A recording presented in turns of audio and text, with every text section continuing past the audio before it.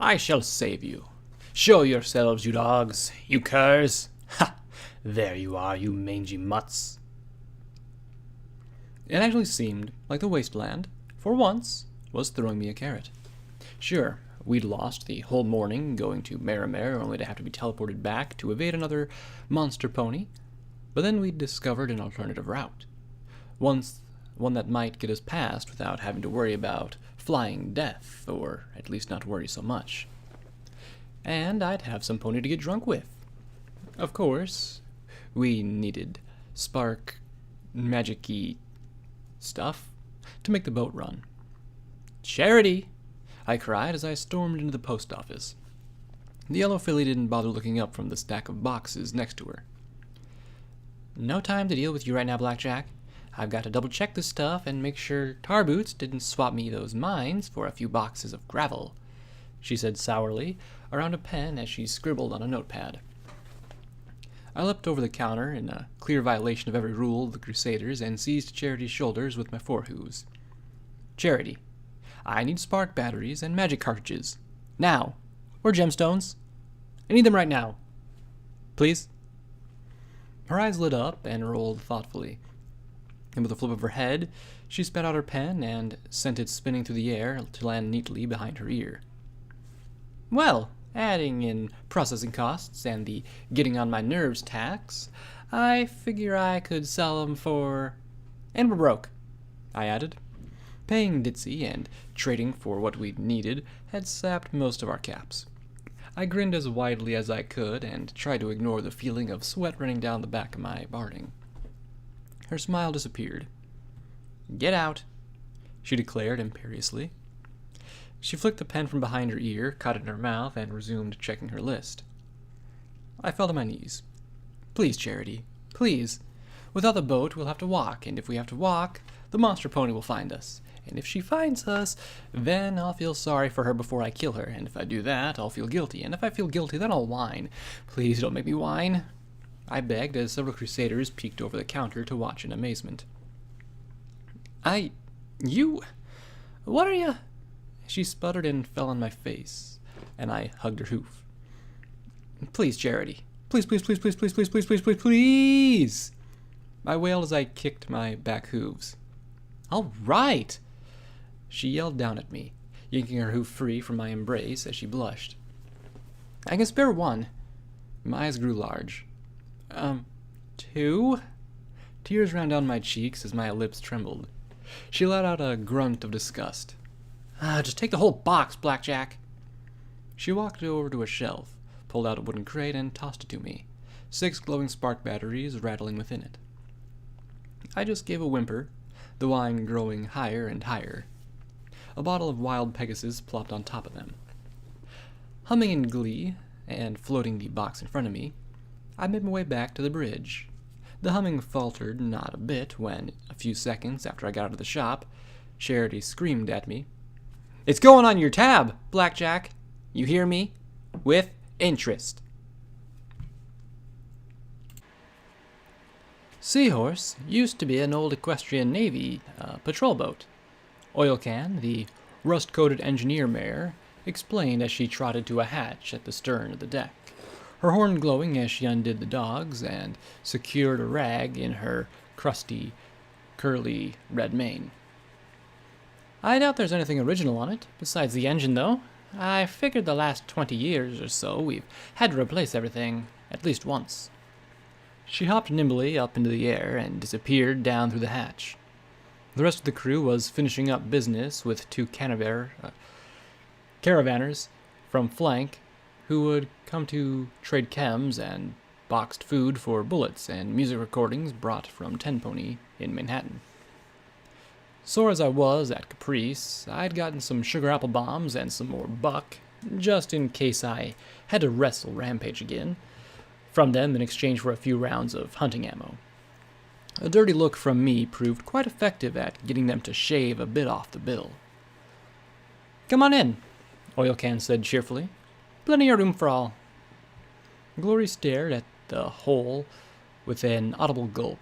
I just gave her a friendly nudge on her hip and a smile that would hopefully convince her not to worry about it. P21 jumped down happily. Stable ponies had no problem with nice, tight, cramped spaces. The engine itself was a block of polished brass inset with rubies and emeralds. It was connected by wires to a sapphire water talisman, twice the size of what we saw in 99's utility room. That was hooked up to several large pipes. And this here is the engine. It converts the raw magical spark energy to power for the water talisman. And that's what makes the water that jets out the back and move the boat. Is there supposed to be this much water in here? P21 asked, looking down at the inch or so of scummy water that has been sloshing around at her hooves. My pip-buck clicked slowly. There wasn't nearly enough radiation to worry me unless I had an engine bilge water slurpee. The motherly mare grinned at him.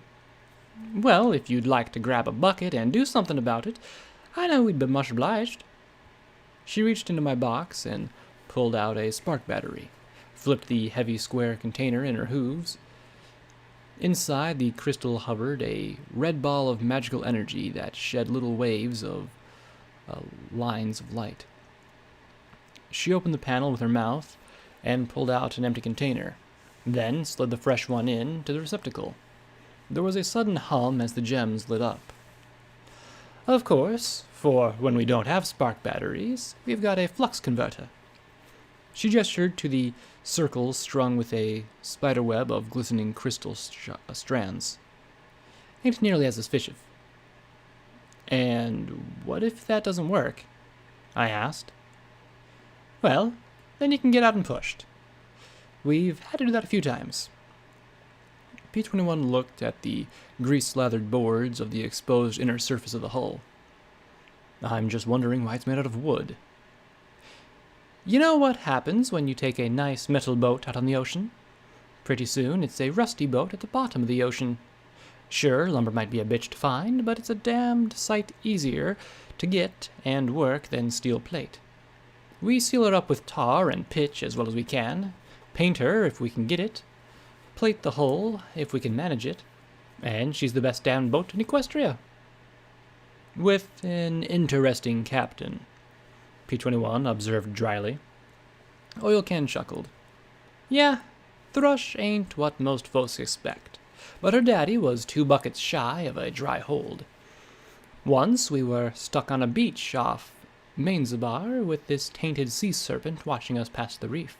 So the captain, he somehow gets a whole flock of rock crabs to carry the boat on their backs as far to the far side of the island. The rusty mare slapped P21's back as she laughed. Thrush ain't quite the measure of her daddy, but she's the best girl for the job. Oil Can said firmly as she smiled at P21. I had my reservations, but she's the mare who loves Seahorse the most. She was willing to let her daddy go to keep it. The rest of the spark batteries went to a locker above the engine. Seems to me going downstream won't require much power, P21 said. Shows you don't know boys, boyo, Oil Can replied. Going downstream, you've got the water pushing you into rocks, beams, snags, and worse. Half our power is spent maneuvering around obstacles and the other half fighting the current. Just wait till you see the towers. Any boat that tries to just go with the flow is in for a nasty surprise. The Hoofington River eats ponies. With all the rain about, there's a lot of energy in all that water. Just another thing about this place that I hated. I found myself scowling in the direction of the city. It seemed so wrong, like it was a trap trying to draw every pony in with lures of riches and food. I wondered how many ponies had come to Hoofington and ended up killed by raiders, poisoned by taint or radiation, or sucked dry by enervation fields. The more I thought about it, the more disturbing it became. Even Lacuna's goddess seemed distressed by this place. Hoofington, the city that kills. It killed ponies when the zebras burned it, killed zebras as it made itself the target for the war, and now it killed every pony it lured in. I could almost hear the cards shuffling in my head. Hey, you okay, Blackjack? You've got a snooty look on your face, P21 asked, giving me a nudge. I had a shooty look. I needed a mirror. Just not a fan of Hoofington, I replied sullenly. Oilcan chuckled as she rubbed her nose with a dirty hoof. Heh, join the club. I used to live in Friendship City. Nice town. Maybe a touch crowded, but a good place to live, she said as she checked some power cables. One day her daddy got in port and so damn drunk that the town assigned him a guard so he wouldn't blow something up on accident. He mentions that he needs an engineer, and I've got a comfy life ahead of me. But he goes on about the riches, the adventure, the sights, the adventure, the rum, the adventure, the sex. Oh yeah, did he mention adventure? Boyo talked me into bed and then onto his boat. Been a lot of places. But Hoofington's always been the worst. Always has enough treasure to bring you here. Always has enough grief to make you wonder why you came in the first place. Bilgewater got eaten by a river serpent this trip. I doubt he'll be the last. But the seahorse will be back. I'm sure of it. So why do you stay? P-21 asked. Oilcan sighed and smiled, reaching out to touch the engine. There was a lover's look in her eyes. Back home, I had a pretty comfy life. Wasn't no 10-pony, but comfy. Out here, well, we ain't found riches. The sights are all pretty damned ugly. The rum's watered down, and the sex gets a little awkward on a little boat like this. But the adventure, he sure wasn't lying about that. Long as the captain can steer her straight, I'll keep her running. To Hoofington or hell itself. Seahorse wasn't exactly made for a luxurious cruise. The 5 of us had one room to ourselves, and that only had 4 hammocks. We had to shift the footlockers in the middle of the space and throw some blankets on top of them for lacuna. We were allowed to be there, or sitting on the narrow walk that ran along the sides of the boat between the rails and the superstructure. P-21 pointed out that, since I couldn't fly, all my fancy new barding wouldn't be much better than an anchor. Damn it. What was the point of having cool-looking armor if I never got to wear it? There was a hum in the back of the ship that grew louder and louder. Then 2 streams of choppy water blasted out the rear of the boat, just below water level.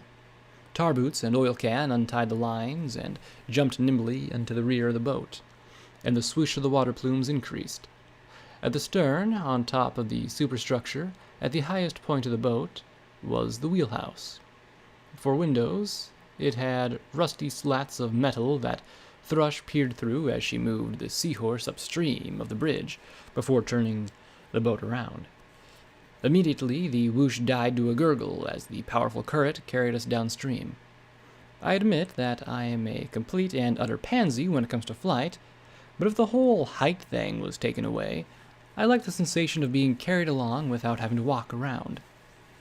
Keep your eyes open, Captain Thrush called down to us as we sat on the walk, leaning on the metal railing. I kept Taurus's rifle handy as my eyes scanned the scummy brown water. What am I looking for? Till we get to the fork, anything poking out of the river, bottom, or any pony with a missile. We might come across some hoppers of the fallen towers. But till then, our biggest risk is running into something sharp and pointy, she said calmly, making only the slightest adjustments to the boat's heading and letting the current do the rest. Are ponies with missiles a common problem?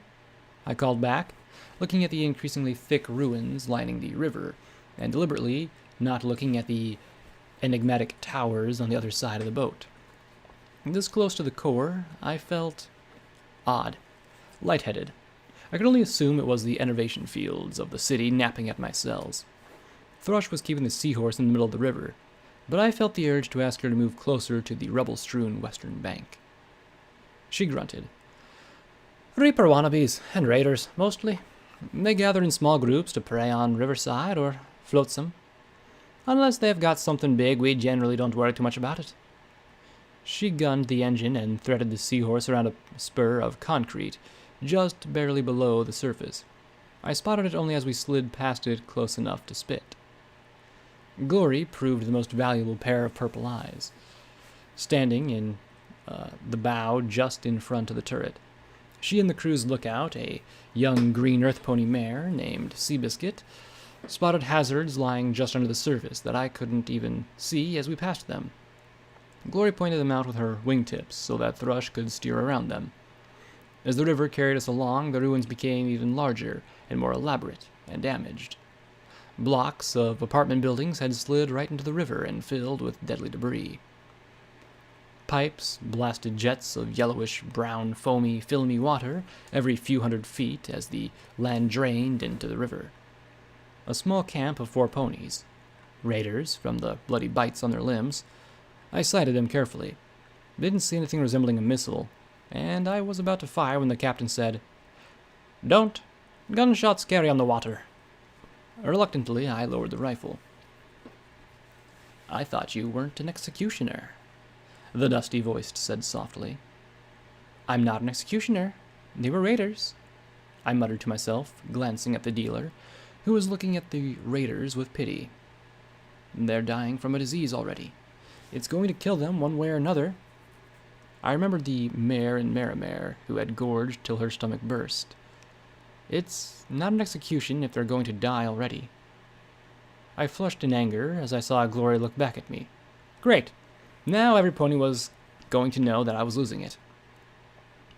"Oh, well, that's convenient," he said with an understanding little nod.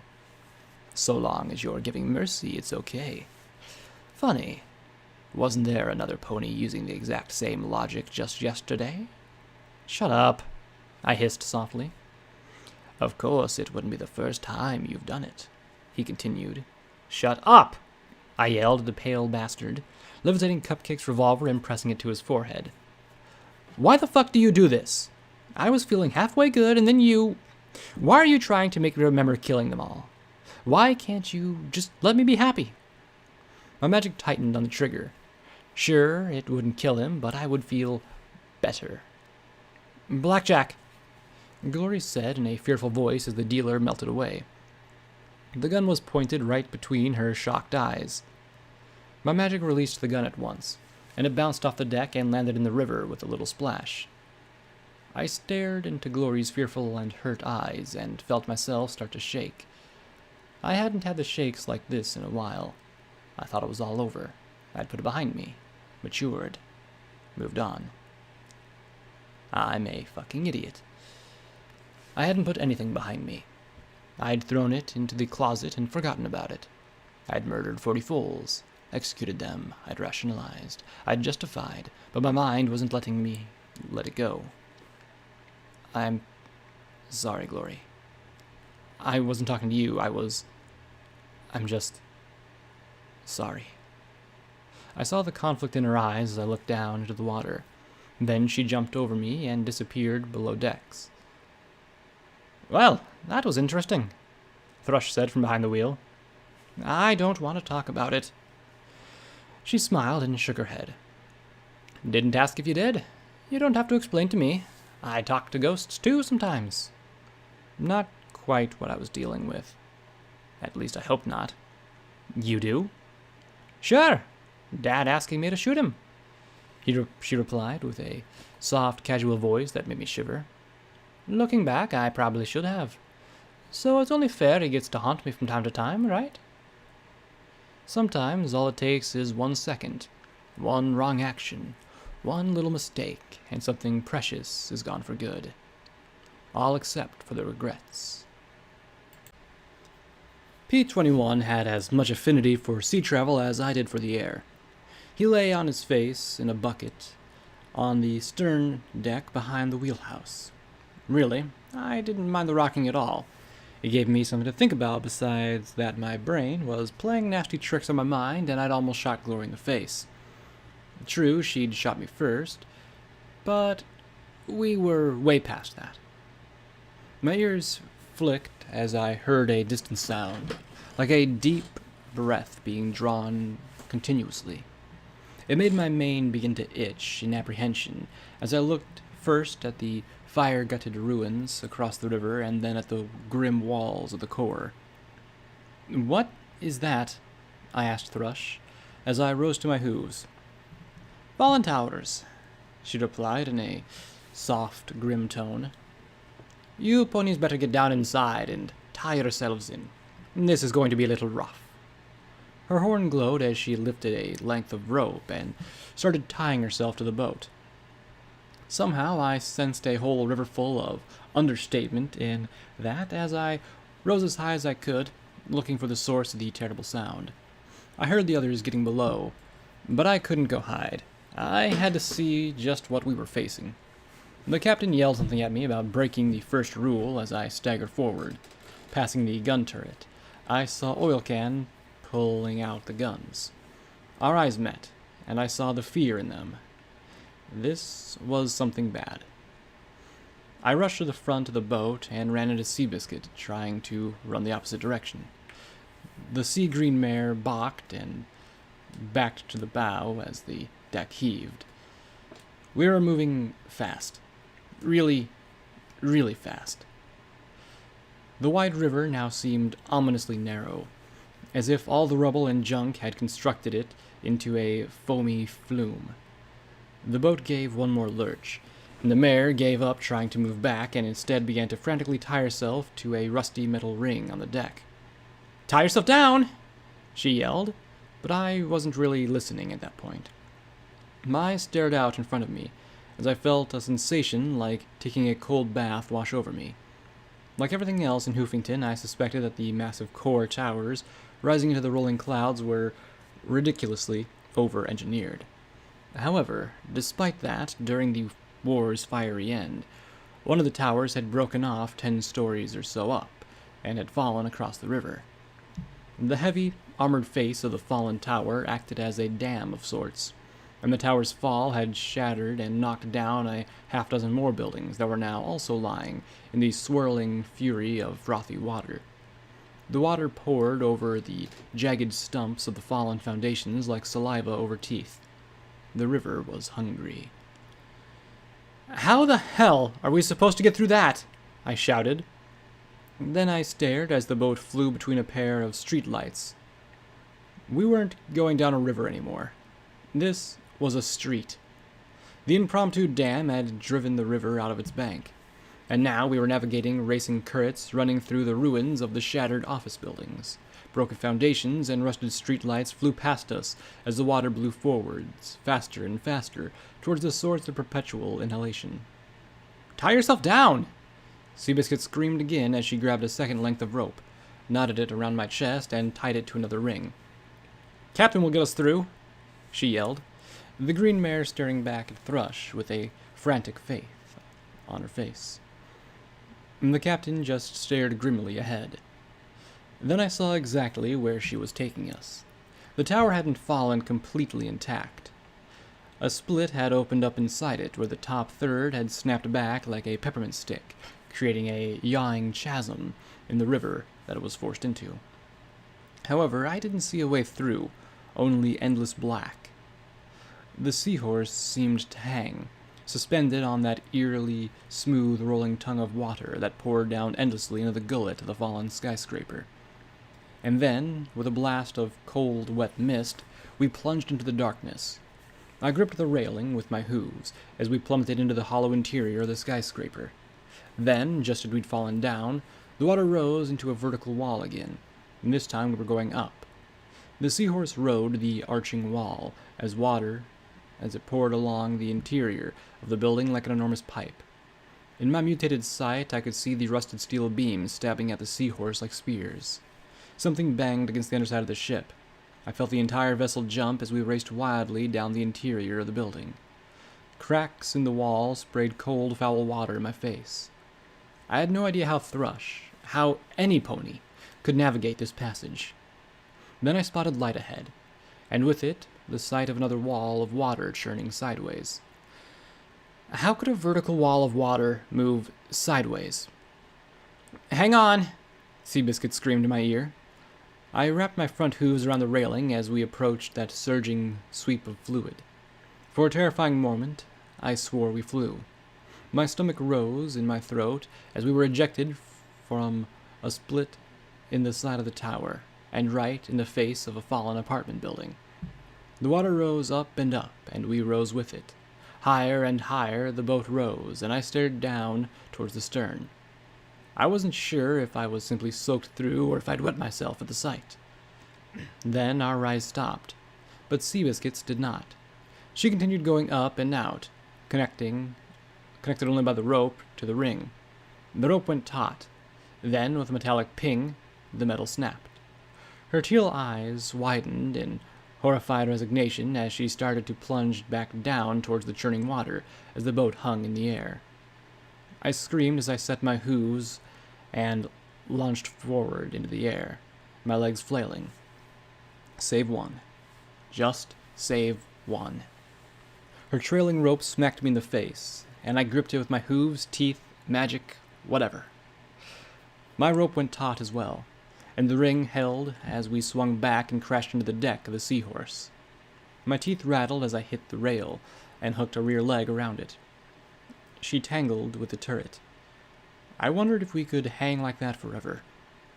A small tilt in the wrong direction, backwards, towards the surging torrents, sprayed the tower.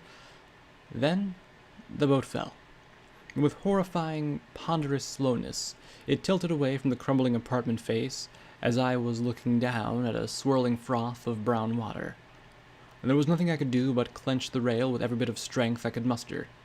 Every inch of me was slammed with more force than I'd ever thought possible as the boat fell upside down. My breath blasted from my body as in a bubbly scream as I felt the rope was about to cut me in two. Then I was lifted from the water as the Seahorse reverse capsized, coming to the surface, dripping wet and pouring her nose downstream. I opened my eyes, looking for the sea-green pony and staring at the rope trailing in the water. The rope burn had torn 2 raw strips of flesh from around my forehooves. Just one. Please, let me just save just one.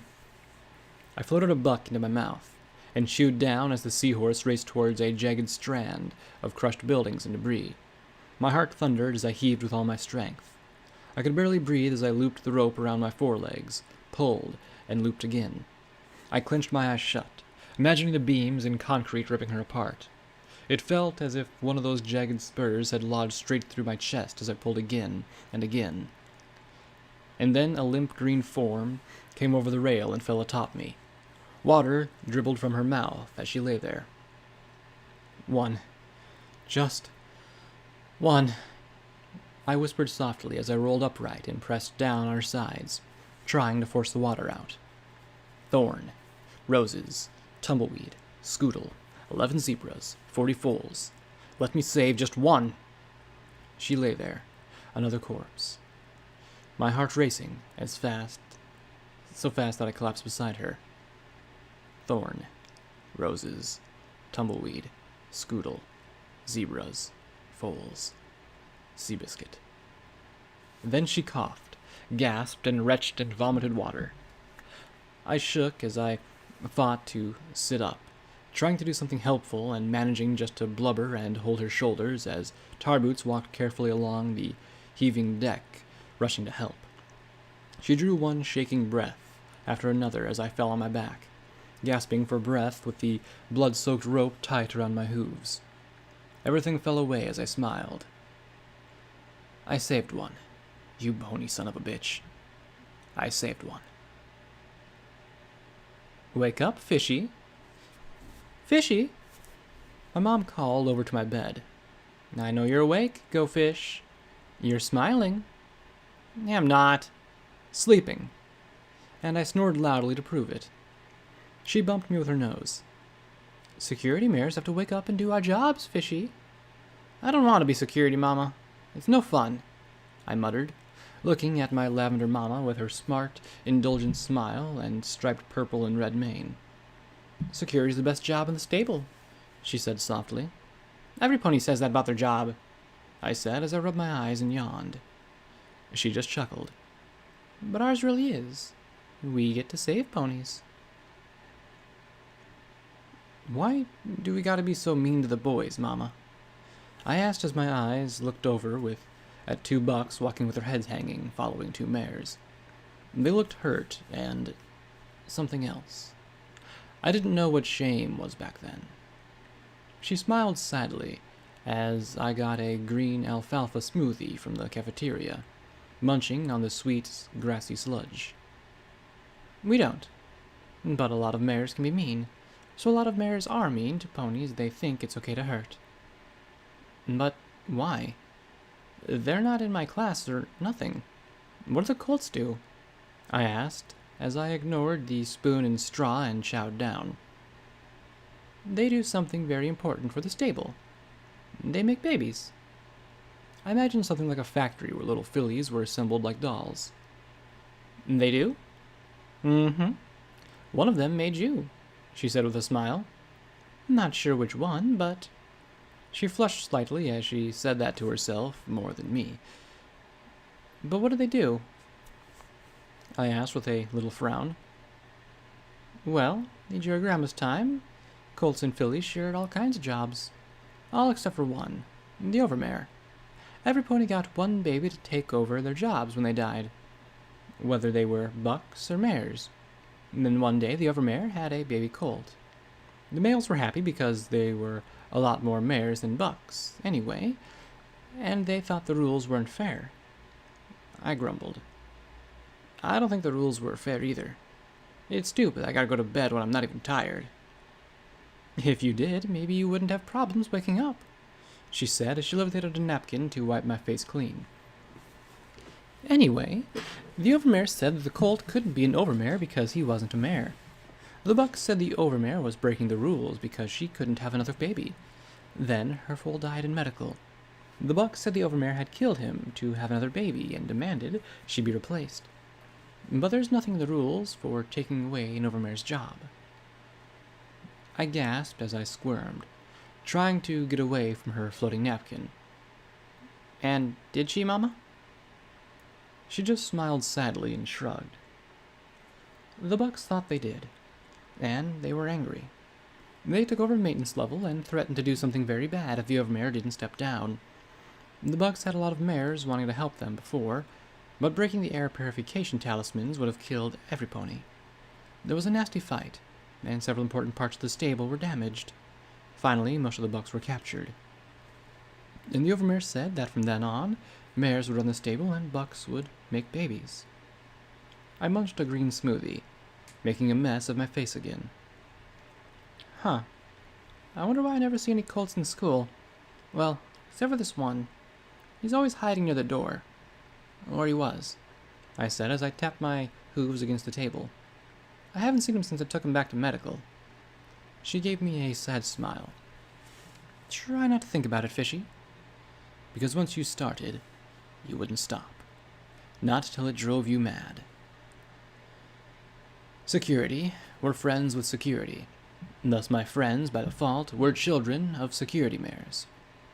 Daisy limped to the corner of the schoolroom, where we were being taught our core lessons and security training by the bored, burned-out banality of Miss Textbook. Marmalade looked at the cream-colored filly in concern, at the darkened red bruises on her face and the twitchy look in her eyes. There were bandages on her legs, side, and flank. Are you okay, Daisy? I asked, looking at the bruises on her cheek and muzzle. Yeah, I got into a fight, she said, sniffing as if it were no big deal. Daisy always got into fights. At security, she was supposed to fight. We all were. But I always wondered just who she was picking them with. So, what's Teach going on about? She asked, and the honey-colored Marmalade and I looked at each other in concern. Daisy never cared about what the teacher taught. The Ministry of Awesome, and how it was just a bone thrown to Rainbow Dash, since she never actually did anything. I said softly. Sorry I asked. She yawned, and we relaxed. Then Duct Tape walked by, and the homely gray filly looked at the three of us. No, looked at Daisy. Daisy looked at her. What are you looking at? Duct Tape shook her head as she backed away. I said, what the fuck are you looking at? And as Duct Tape turned to run, Daisy charged at her. No, please, I'm sorry. Duct Tape begged as Daisy plowed into the smaller gray filly and proceeded to pummel her. You didn't see anything. You understand? Nothing, you great pussy! Daisy shrieked as she kicked the other filly over and over again, while Textbook just looked on with a mild expression of annoyance that her lecture had been interrupted. Daisy! I shouted in alarm, and the cream-colored earth pony jumped as I raced to shove myself between her and the fetal duct tape. Marmalade just followed because that's what she always did. She didn't have the common sense Celestia had given to a roach. Still, I shoved my way between them and kicked Daisy's face firmly with my forehooves. That seemed to snap her out of it enough to make her fall back. Get taped to medical, Marm. The yellow unicorn looked at me, then Daisy, then duct tape, and finally realized I was asking her to do something. She bit duct tape by her mane and dragged her out the door. What's wrong with you, Daisy? I yelled as the rest of the class pretended to listen to the teacher, because that was safer than listening and thinking. The bandages had fallen away, and I'd stared at the cuts in Daisy's side and flank. They'd only been barely healed by the magical bandages, and unless she'd been hiding a horn her entire life, there was no way Daisy could have made such regular cuts. Who? How? Now I was the one slammed to the ground. No, Pony. It was an accident. I mean, a fight. That's all it was. She shouted and looked down at me. Don't think about it. Don't ask. Don't wonder. Crawl back to your desk and pretend like it never happened. Agree it was a fight. And don't ask who. Agree it was an accident. Don't imagine how. Do that, and she might forget. And you might be friends. Friendish. Was all I said. All I got out. She knew the question. I knew the answer, as she tried to shove away every ounce of her pain onto me. And she had a whole lot of it to shove.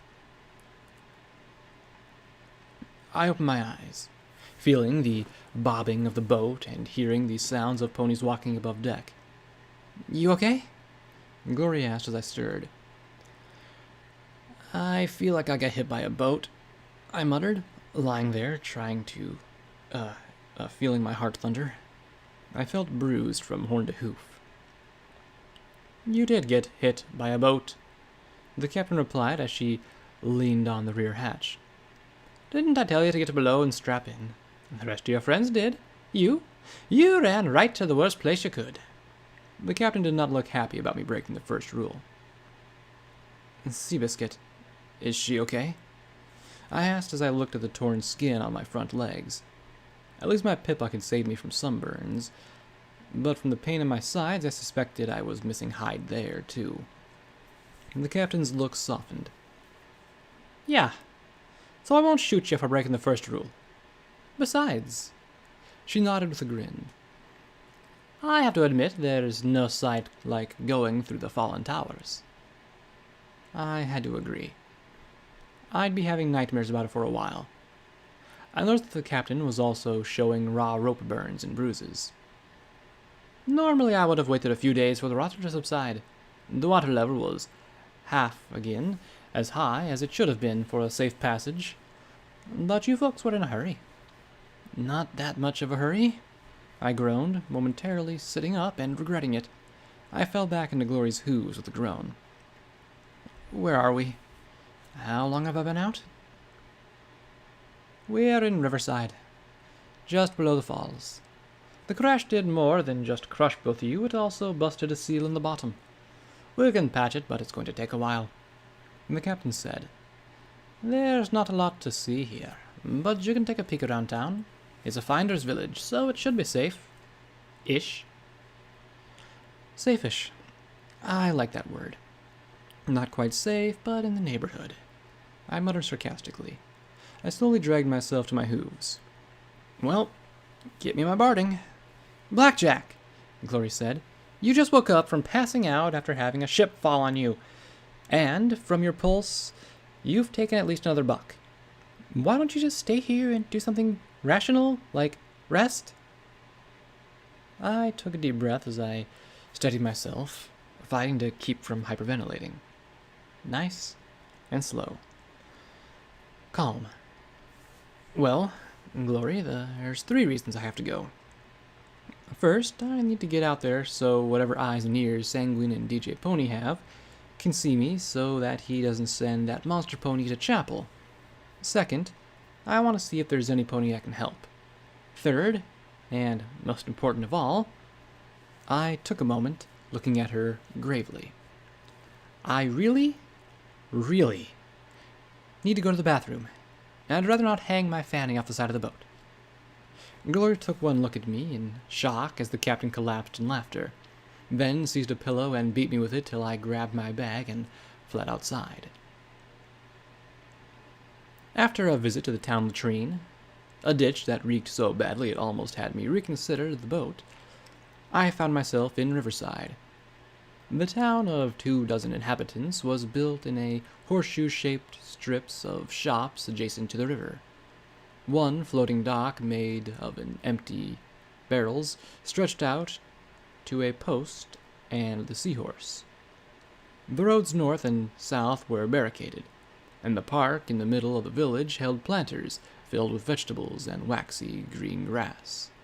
Shops were selling pale sides of smoked fish and slabs of ratgator meat, and one outdoor butcher shop I saw 2 ponies cutting and chopping up an enormous frog. Despite the town's size, I got the impression that it'd seen better days. There were apartments above the repurposed stores that had now busted windows and were boarded shut. One shop had only some scrap metal, electronics, and a 9mm ammo. I couldn't see any signs of families. There was a terrible sense that at any moment the last occupants would just fade away, leaving Riverside just another ruin. What happened here? I muttered, as I looked at the ponies moving like ghosts around the almost empty shops. The same thing that happens everywhere, miss, an old unicorn mare said as she mended a fishing net. I had to question the sense of any pony who ate something out of that river.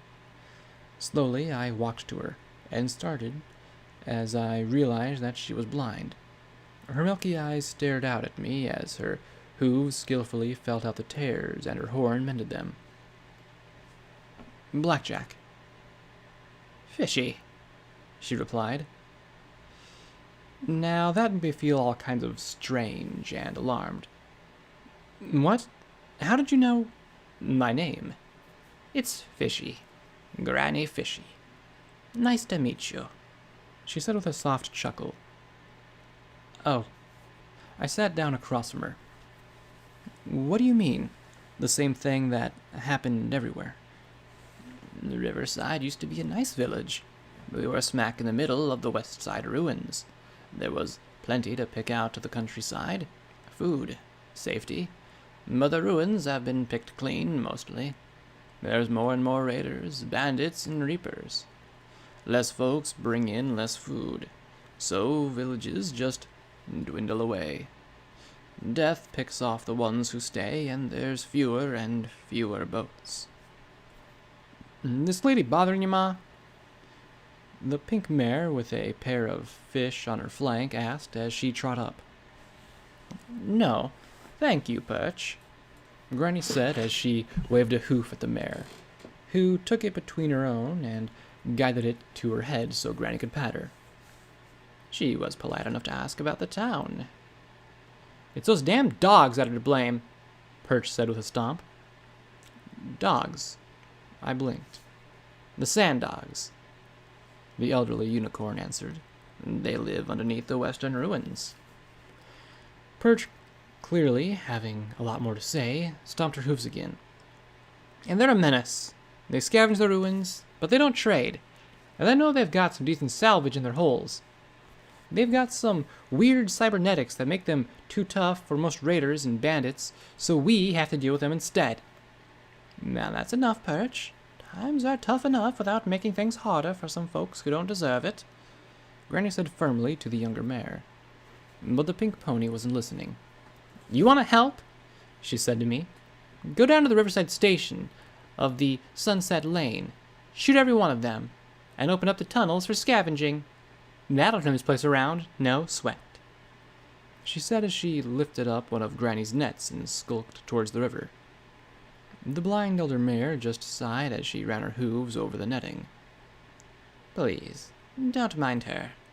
She's just desperate to save the home she knows," Granny Fishy said as she tugged the nets with her horn and hooves. "I suspect you feel the same way." "You do." I gave a nervous little smile. "No offense, but you don't know where I'm from. Trust me, no pony would want to save that place." "Oh? But isn't that where you're going? Or maybe it's where you've been. Who can say?" she said as she carefully tied a hole. "I suspect you have a long trail before you reach your home." My mane started to tingle as I regarded her. What do you know?" She chuckled at that wary question. "No? My dear, I simply mend holes in nets," she replied with a toothless smile. "But I have a sense about you. The past and future reach through you. Messenger, harbinger, and judge. Life in one hoof, death in the other. Which will you decide? Not even the stars can tell." Okay, that just jumped the creepiness factor up by 50 at least. P21 and Glory trotted up, the two probably noticing my slightly uneasy look. "Blackjack? Who's this?" Glory asked politely. "Granny Fishy," she said with a broad smile, as she thrust her hoof out at the general direction of Glory.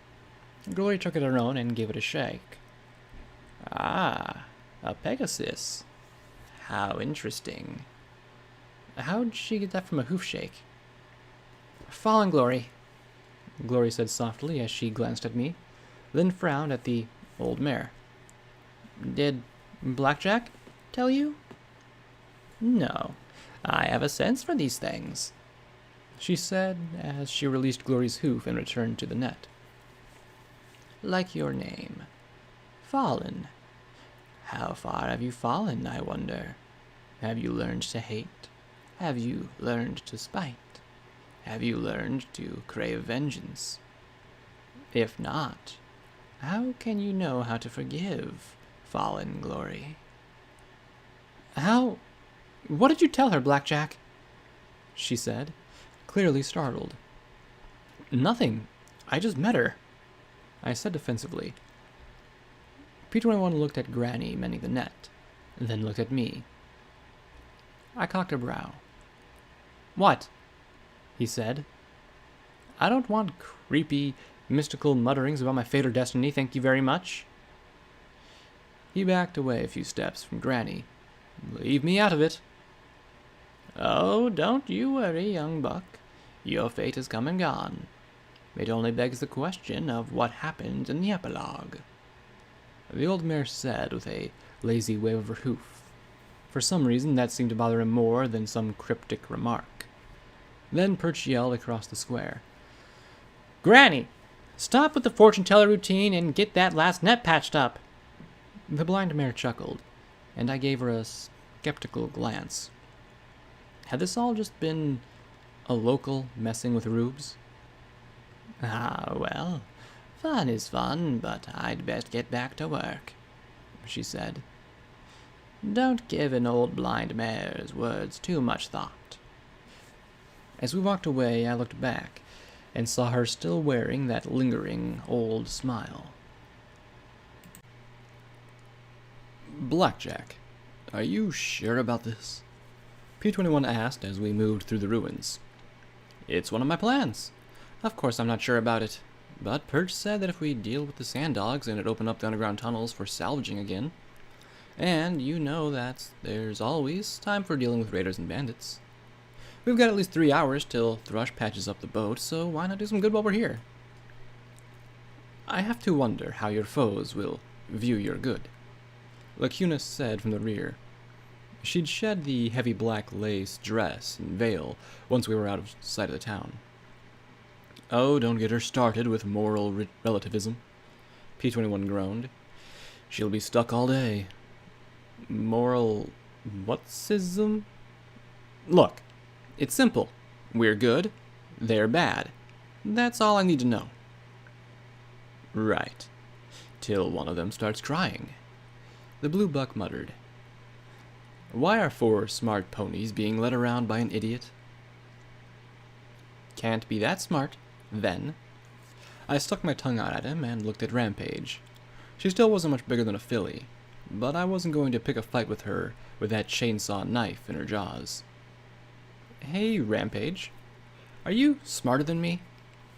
She spat out the blade and bounced on top of her head as she said something in zebra to me.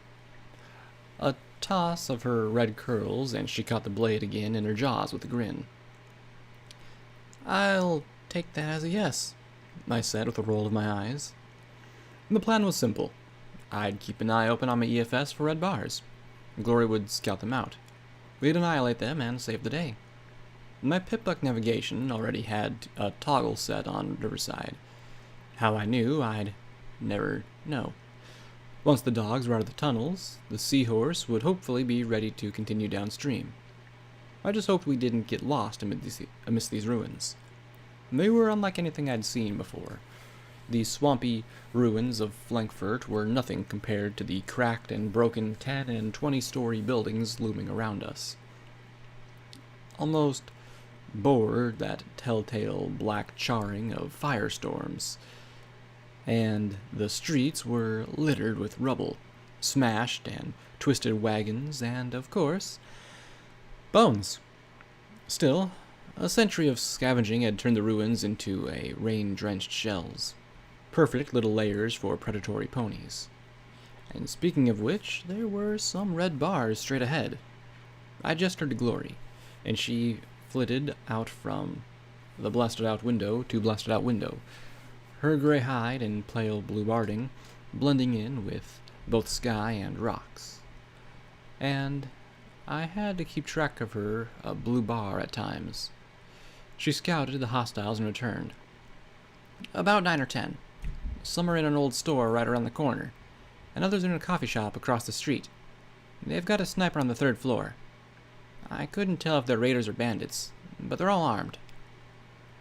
Red is dead, I muttered, glancing at my Pip-Buck. I imagined the cards shuffling in my mind, but I wasn't even going to acknowledge that pale bastard.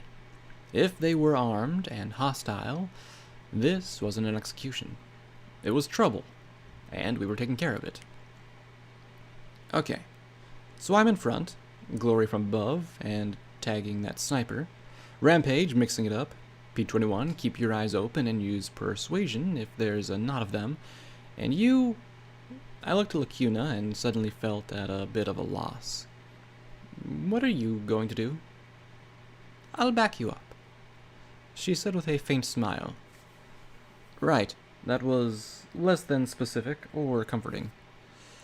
Okay, don't shoot me, please, I asked with a half-joking smile. I started towards the hostiles when Pier 21 cleared his throat. What? I asked, looking at him with his sardonic little smile. He stretched out a hoof and tapped the helmet sitting atop my saddlebags. Oh, right. Headshot. Good thinking. I levitated and strapped the helmet in place, flushing slightly. Okay, now we were ready. We were. I strolled down the street as clear as day with Taurus's rifle floating ahead of me. Rampage moved like a bona fide cat, unnervingly quiet without her clanging metal armor. Glory moved overhead like a silent guardian angel, while Acuna walked behind me. Where P21 was, I had no idea. Laying mines, readying grenades, I just knew he'd be there. Through the scope, I saw a mare walking from coffee shop towards the corner grocery store. I saw the spiked armor, the sawn-off shotgun, and, more importantly, the half-dozen hooves dancing and dangling off of the sides of her barding. Most of all, I saw the eager grin that split in her scar face, the yellow eyes widening in glee at the sight of me. Then I sent her brains out the back of her head with a clean shot through her left eye. all hell broke loose. At once, 3 more ponies rushed out, but they had the sense to go for cover behind the piles of rubble. One opened up with an SMG, a 10mm Zebra model if I knew my guns, and sprayed bullets down the street at me. Where the heck had raiders gotten enough bullets to waste them with an SMG? The pistols were a little more accurate, but my barding took the rounds with ease as I took aim with the rifle and blew the noggin off the mare with the SMG. From overhead came the boom of a rifle sound, and the resounding ping glanced off the side of my helmet. Somewhere, I was sure, P-21 was thinking smug thoughts. Okay, enough badass stupidity. I had their attention now, so I made my own way to cover behind a fallen wagon as my head throbbed. As nice as the rifle was, I just didn't have the time or rate of fire for messy work. Good thing I had a shotgun. Glory swept sideways, raking the sniper's nest with her beam pistols. There was another loud boom from the sniper, but she deftly twisted clear of the shot, pirouetted, and resumed cooking the sniper with little beams of death. I just waited as Rampage raced in towards the 2 raiders with the 10mm automatics. The sight of the charging little zebra-striped pony seemed to make them hesitate in amusement. They realized their mistake too late as Rampage leapt over the rubble and wrapped her hooves around the mare's neck. Then the Ripper roared as she sawed her head clean off, in a fountain of blood that seemed to make the remaining raider stare in awe. No wonder Deus had been able to command these psychopaths. Unfortunately, her awe made her a sitting duck for a round of buckshot to the head. Now, where were the rest? From the inside of the store spilled the remaining raiders. They had taken their time getting their barding on and guns ready. Another unicorn came out, spraying Rampage and me wildly. And this close in, the shots were much more effective. I slipped into Sats and planted 2 neat blasts in her head, then fired 2 more at the milling raiders behind her. Rampage jumped right over the fallen unicorn and slid on a sheet of blood to saw and kick wildly at the limbs of the raiders as I fired 2 more shots and then reloaded as fast as my horn could manage. Then from the coffee shop, behind me, came a purr of a minigun motor. Instantly, my ass began to vibrate as the stream of shots started to chew through my barding. The 5mm rounds lacked individual punch, but I knew that in seconds those individual rounds would add up to a very holy blackjack. Raiders behind me, raiders in front of me, not good. There was a soft thump, and a moment later, the raider with the minigun was enveloped in a blast that tore off their head and all 4 limbs. There was that was left collapsed into a bloody heap that writhed for a few seconds. As 2 more came rushing to the door, P-21 emerged like a blue ghost, bit the stem off a frag grenade and tossed it through. A second explosion, and 2 more red bars vanished. With Rampage already raising havoc inside, I charged to the door and proceeded to paint the raiders with lead. One had heavy metal armor, but no helmet. Sats allowed the buckshot to render his head into paste. When the gun was empty, I tossed it into my sling rather than waste time reloading, then grabbed the fallen unicorn's 10mm SMG. One raider was taking aim with a hunting rifle. In a second, I unloaded the 25 bullets left in the clip into him. His rifle shot still hurt like hell. And then, like that, it was over. There was 1 red bar in the back of the grocery store, but I didn't see a target. Back room? Unconscious? I'd find out, I suppose. Lacuna walked calmly behind me, her hooves avoiding stepping in the blood. Watch out. There's 1 more in the back. I looked at the carcasses put on display. Odd that so many of them were stripped. They must have ambushed a zebra tribe nearby. It explained all of the 10mm ammo. The guts dangling like garlands over the shelves. I moved towards the rear door and guessed led to the stockroom. I paused and noticed a forlorn bottle of Sparkle Cola sitting on a dead refrigerator. I floated it open, popped the top, pocketed the cap, and took a drink, then continued to the door, with the bottle floating on one side and the gun the other. Carefully, I swung the door open. ready to pop sats and to end the hostile. This was a nursery. I saw the foals lying together inside some kind of pen next to a rolled-up metal door. My mutant eyes picked out the shapes. One of them was shaking and sobbing, and rocking amid all the rest. "Hey, it's okay," I said softly as I put the gun away. She was clenching a little ball to her chest as she sniffed and hiccuped. "You're safe now." Then she looked at me. She giggled, her scarred lips slashed all the way to her ears as she raised her ball and bit off the stem. I just stood there as she threw it at me from the heap of dead fillies and colts. I couldn't move. I could only think, play, as I watched the grenade arc towards me. The shimmering, whitish-purple field appeared around the filly and the grenade. The explosion hit it and bounced back, just before the fuse ran out. The room shook. Part of the rolled-up door blew out, and I just stood there, looking in a daze at the purple pile of bones. A voice whispered in my head, "I told you, I had your back." The raiders had a surprising collection of firearms and explosives, something we helped ourselves to. Despite myself, I kept a pair of the 10mm SMGs and collected as many 30-round clips as I could. Glory looted the sniper's nest on the 3rd floor and brought locked ammo containers down for P-21 and me to open. Rampage was munching down in the raiders' stores. I really hoped she was keeping it to identifiable food and skirting cannibalism, but she was a growing girl. Literally, I thought. She looked as if she'd added half an inch since we'd left Riverside. I made sure to grab some extra cans for later. We heaped up the raiders in the middle of the street, and P-21 tossed 2 incendiary grenades. With 2 soft whumps, the raiders began to cook in the magical magenta flame. The real surprise was Lacuna picking up the minigun with her magic and turning it over curiously. I was struck with how she handled it, ejecting the belt before detaching it from the slain raider's battle saddle. She tested the motor, rotating the barrel slowly as she maneuvered the massive weapon with shocking grace. She kept the weapon pointed towards the ground as she examined it closely. She knew guns. "Is there something you need?" she asked quietly as she noticed me watching her. I just didn't expect the goddess to be into guns. "More than a few who have joined the goddess knew about guns," she said patiently, but there was a strange scornful undertone in her telepathic voice. "The goddess, of course, knows that guns are weak and worthless compared to raw magic. What are bombs and missiles to the energy of the cosmos itself?" she asked as she turned the weapon over again, pointing it down the street. I had no idea how you aimed a minigun. "You disagree?" "One of the few who can.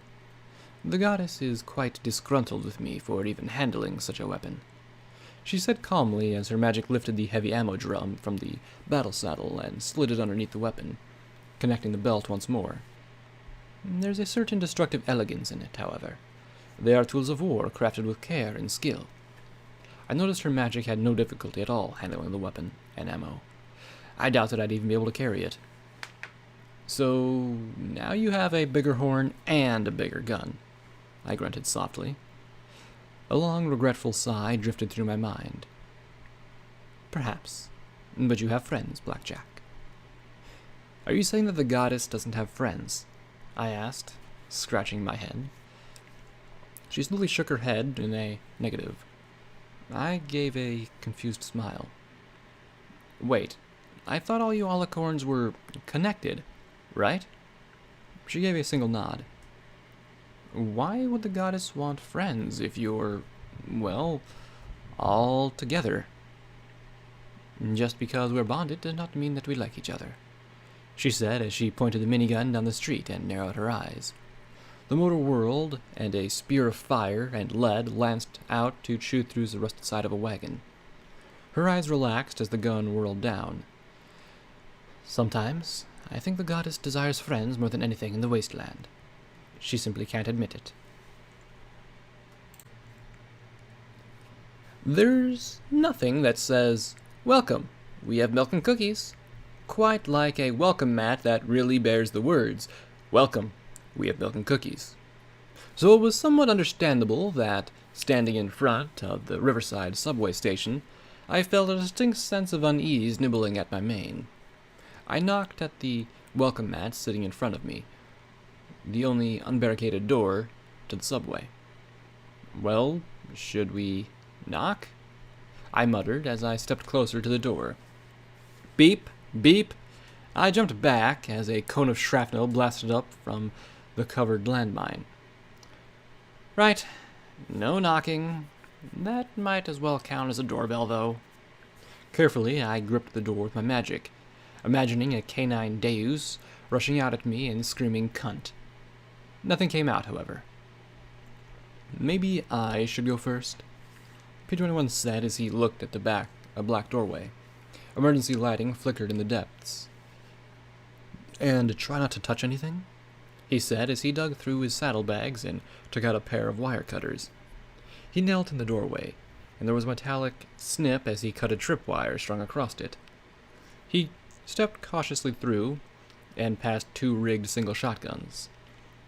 I snagged the box of 12-gauge shells as I followed close behind him. The subway was a nightmare of tangled junk and debris, with one path snaking back and forth through it. There were 2 mines half hidden on the edges of the trail, but P21 walked with extraordinary cautiousness. I almost made him put on my barding.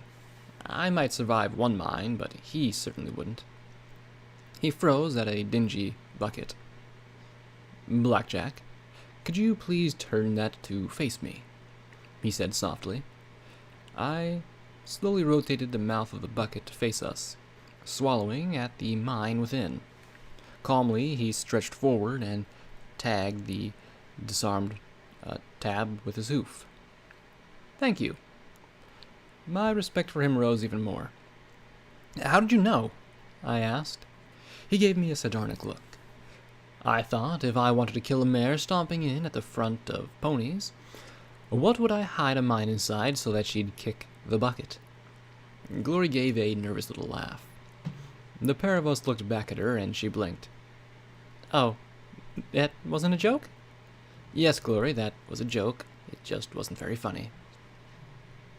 "Why don't I just trot on ahead and set them all off?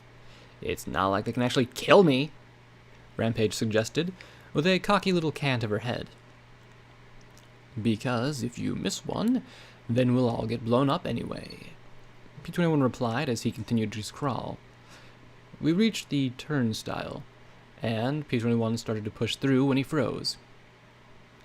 "Glory, can you fly over this and check the far side?" The little gray Pegasus nimbly flew over the top and landed behind the grate. "Don't push that through. There's a gas tank and a grenade." P21 had me float his clippers to her, and she snipped the wire on the grenades. Only then did we move past. Thankfully, the space beyond the turnstile was clear of the heaps of debris, and we were able to spread out a little. There were bathrooms to the sides with red hostiles. I pushed through down to the round lounge, and relaxed at the sound of skittering rad roaches. I stomped with my hooves, then blinked on as I saw a sparkle cola machine. Smiling, I trot over and started to push the button to see if I could get one of the sodas. "Blackjack!" P21 warned, and I froze, looking back at him, then at the machine. Slowly, I stepped back. I was finally starting to click that I shouldn't touch anything in here. Then I heard the metallic click of the first aid kit being unlatched near the door to the bathroom. I turned as it creaked open. A round tin fell into Glory's hooves. Beep, beep, beep. She started in horror, frozen. It exploded in her face. Glory fell back, screaming as she writhed, her hooves shredded up to her elbows as she thrashed in agony. I leapt atop her, pinning her down, holding her tight as I levitated out a Med-X and jammed it into her leg. She stilled enough to go from screaming to sobbing. "I can't see," she said around bloody and torn lips. "Goddesses, I'm sorry. I'm so sorry." I stared down at her as I tried to tear my eyes away from her bloody sockets. Save this one, Blackjack. No matter what, save this one.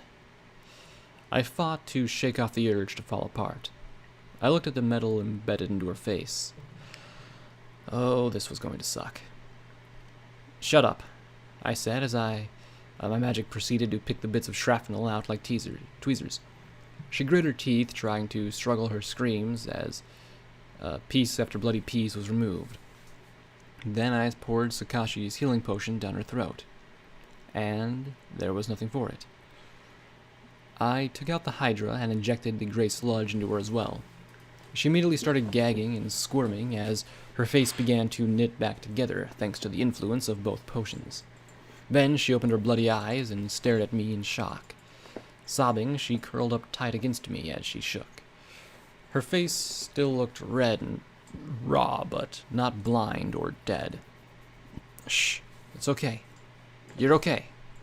But she nearly hadn't been. Okay. So the rule is, don't touch anything. It might be too late. P21 muttered as he looked behind us. They must have heard that. Yeah. Well, they almost killed my friend. They're about to hear a lot worse, I muttered darkly. We picked our way down. P21 found a grenade box with a live grenade inside, a bottle of Sparkle Cola tied to a bomb inside a steel crate, and 3 grenades rigged with a tripwire. All of that was before we even reached the stairs going down to the actual subway platform itself. 3 more mines were on the steps, and he slowly crawled down to them. Then I glanced up and grabbed his rump hard with my hooves and magic, pulling him back. Stop, I said sharply as I looked directly above him. 3 little amber lights were shining on the roof just above his head. If there had been a beeping, who would have looked up? And then I felt him shaking in my hooves. Get off, he stammered. I looked exactly at what I'd grabbed and suddenly felt a little noxious mix of shame, embarrassment, and general horror at what exactly I'd pulled in to get him back. It was as if he couldn't move even once I'd moved away. I wanted to give him a hug as he trembled and gasped for air. I knew that was the one thing I couldn't give him. I'm sorry, P21. It was an accident, I muttered. I know. I know, he said before pressing his trembling lips together as he walked away from us. Just give me a second, he said as he walked back towards the bathrooms. Blackjack, Rampage said in a tone mixing impressed with scandal. It was an accident, I sputtered as I blushed furiously. I didn't mean to grab that with my magic. He was about to get blown up. I stood and started towards the bathroom. I gotta go apologize. You, Rampage said firmly as she stepped into my path, need to disarm those minds, while some pony with a lot less history, a lot more annoyance, and a lot more regeneration talks to him. Okay. I stared at her in shock as she turned away, looking at the teddy bear on her flank as she disappeared towards the bathroom. I frowned and snuck to the door as well. I wasn't going to allow a repeat of Thorn. I'd bury her alive if I had to. Go away, Rampage, he said in a short-breathed voice. I'm not in the mood to talk about it, especially with you. No surprise, she replied. Then why are you staying? He demanded crossly. Why is it that every mare around me thinks she can tell me what to do now? This isn't 99. No, it isn't. But I'm not making you talk. I'm not your friend. You can keep silent and not feel guilty. Lie to my face. Beat the snot out of me if it'll make you feel better. All I'm going to do is sit here. There was a soft thump. And listen, in case you do. Or until you're ready to go. Or Blackjack blows us all up with the well-timed sneeze. I'm not going to talk about it. No response from Rampage. Go away, damn it! There's nothing to talk about, he said in a trembling voice. I pressed my back against the wall, my ears twitching as I dreaded what he might say. Then his breathing caught up, and he said, I can't believe she grabbed me like that. Well, blackjack doesn't do anything if it's not spectacularly. Even groping the last buck in the wasteland who'd want it. Rampage said dryly, and despite myself, I felt my cheeks burn. It was stupid. It was an accident. I know that. His thin voice cracked over. I thought I was over this. Yeah. Funny how it's never over till it's over, she said. So, is it because she grabbed you, or because she grabbed you? I don't want to talk about it, he said in a brittle voice I had never heard before. I was so unused to him being calm and stoic. And then there was a horrible hitch in his throat, and then a sob reached my ear. Took you back, didn't it? Rampage said in a calm, mature voice so terribly different from her normal, impudent, and snide tone after killing Thorn. It was an accident, P-21. She saw the mines overhead and just acted. It's what she does, and I know she feels horrible for it. I know. She killed him, and she used me, and I know she's a good pony, and didn't mean it, but... He broke off in a shaking sob. So, it's because she grabbed you. She muttered softly. I know it was an accident. Sometimes I wish she'd just left me outside 99. But she hadn't tried to find me and flank. I feel so glad to be alive till something, anything, reminds me of that place, and it feels like I'm back there. He sniffed terribly as I clenched my eyes shut.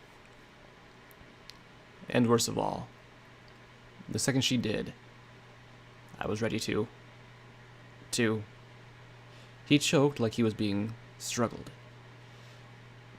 Perform, Rampage softly offered, and he sobbed again like a colt.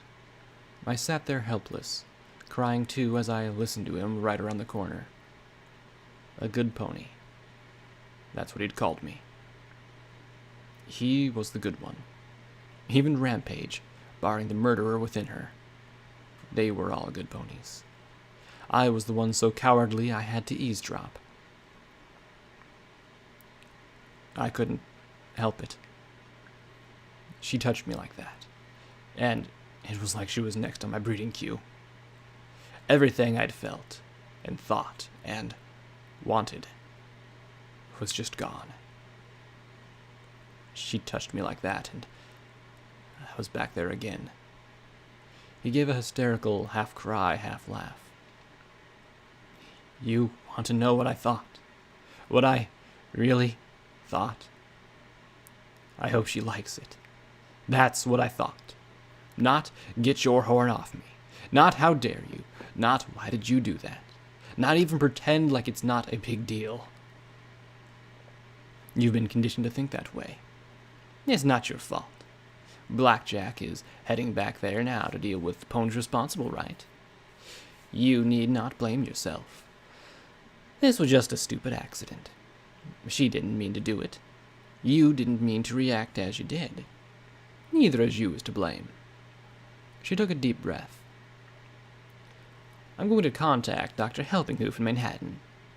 He's a lot more reliable than those Ministry of Peace hacks. I probably won't have been able to stay in the guard if he hadn't. Rampage, what are you talking about? P-21 asked softly. There was only silence. Then she stammered. I don't know. I don't know what I'm talking about. I don't know any of that. But I can tell you Helpinghoof's clinic's terminal number. His receptionist is Carrot Cake. he tries to sing Sweetie Belle. I don't know why I can or how I can. So why the hell did I just say that? It sounded like Rampage was the pony falling apart, but it also seemed to be pulling him back together as well. She let out a snaky little sniff. Do you think maybe Blackjack's assembling the deadliest therapy group in the wasteland? Goddesses, I hope not. Blackjack the therapist. We're really doomed. Then he paused. You know, I haven't heard anything explode in a while. You don't suppose she's listening to us right now, do you? Come on. Even Blackjack's not that dumb. I grimaced, rose to my hooves, and tried to sneak away as I blushed shamefully. I needed to find a hole and bury myself until I sprouted some new brains. They grew like mushrooms, right? Keep them in the dark and feed them shit. Maybe smarts grew the same way. Unfortunately, I was so occupied by thoughts of fungal brains that I kicked an empty Sparkle Cola bottle. Blackjack! The two shouted indignantly as I ran, but afterwards, there was laughter too. Maybe there was also some hope. Okay, what kind of sick creature traps a baby carriage? Glory asked loudly, blatantly deflecting every trace of awkwardness off of my screw-up on the stairs. The baby carriage trap had been extremely effective, using a baby's cry. Only a reflexive telekinetic shove by me had pushed it down into a gap between the platforms before it exploded. A second later, and only Rampage would have been walking out of here. Smart ones. It almost got all of us. P-21 muttered as we looked around the subway platform.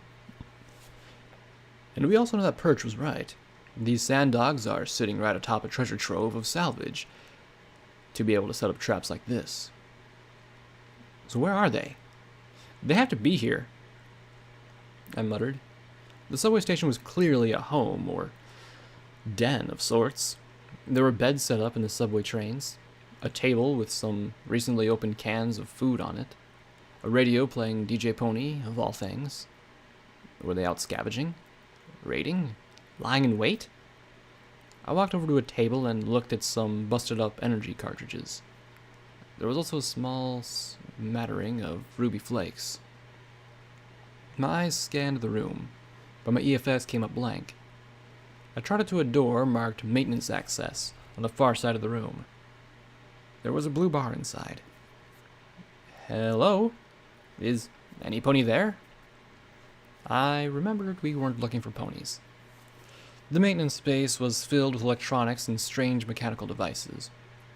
The opening door brushed against a strange metallic limbs hanging from racks over workbenches that rattled against another.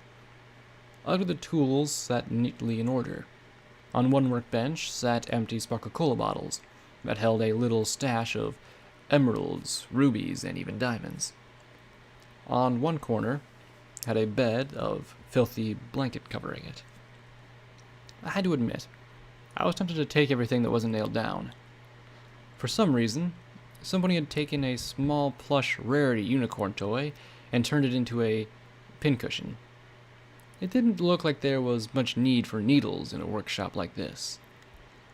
There was a little sign above it. No whining. The wall by the bed was covered by papers. A lot of them appeared to be old plans and designs. The Victory Plaza Rail Station, Shadowbolt Tower, Tunnel 456, Luna Hydro Spark Generator System, Tokomare Reactor Facility. All of them were stamped Ministry of Wartime Technology, Classified, Ministry of Arcane Sciences, Top Secret, Ministry of Morale, Forever. Here and there were photographs of a trio of dogs. One of them dressed in armor fatigues similar to those of Macintosh's Marauders, and armed with energy weapons and a lot of explosives. They were grinning, while behind them smoking numerous craters. Another one showed the three standing in the middle of a half-buried ruin, bizarre and disturbing spirals carved on the walls and doors.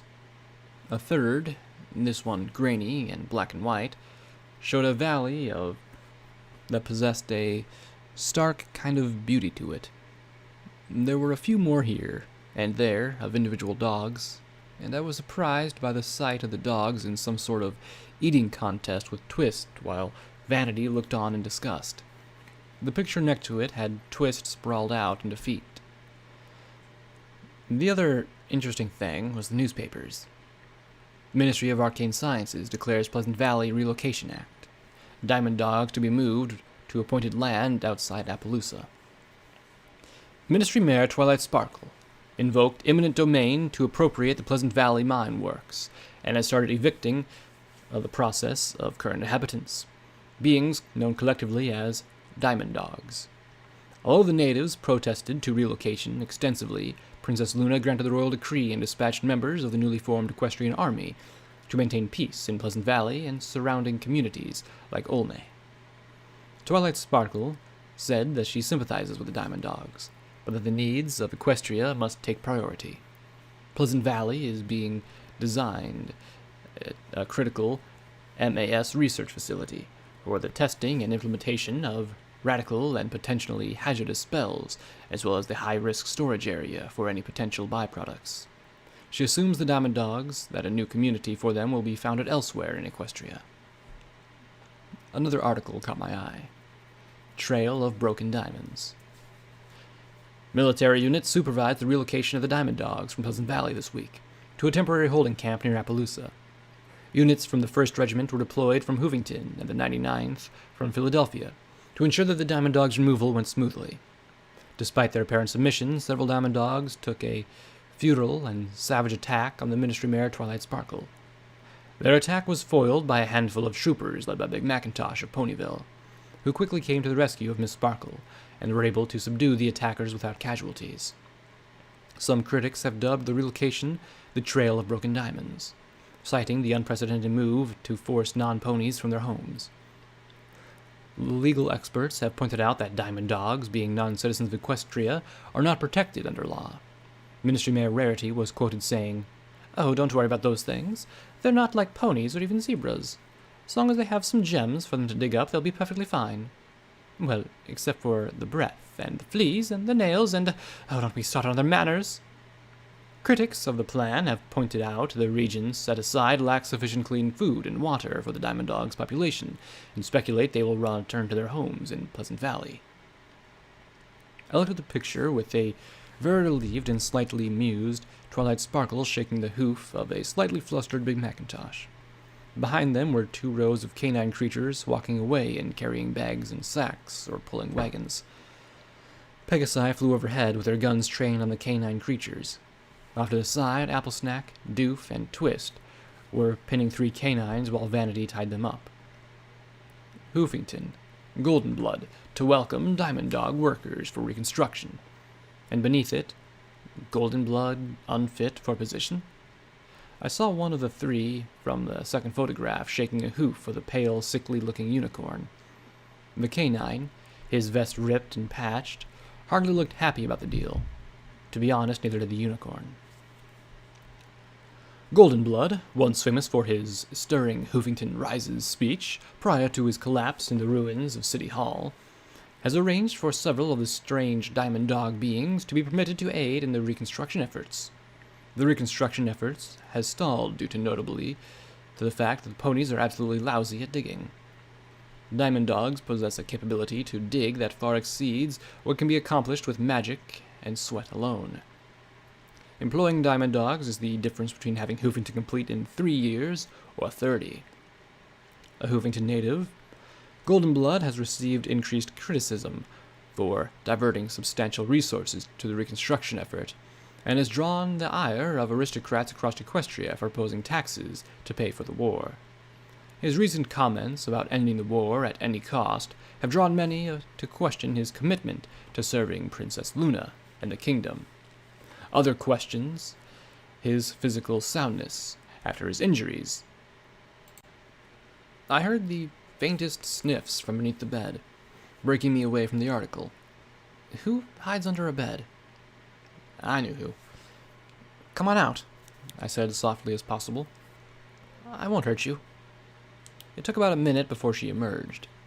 I'd seen sand dogs in Mariponi's memory orb, and in the pictures, but how to admit that there was something distinctly creepy about the strange, upright build of the beings.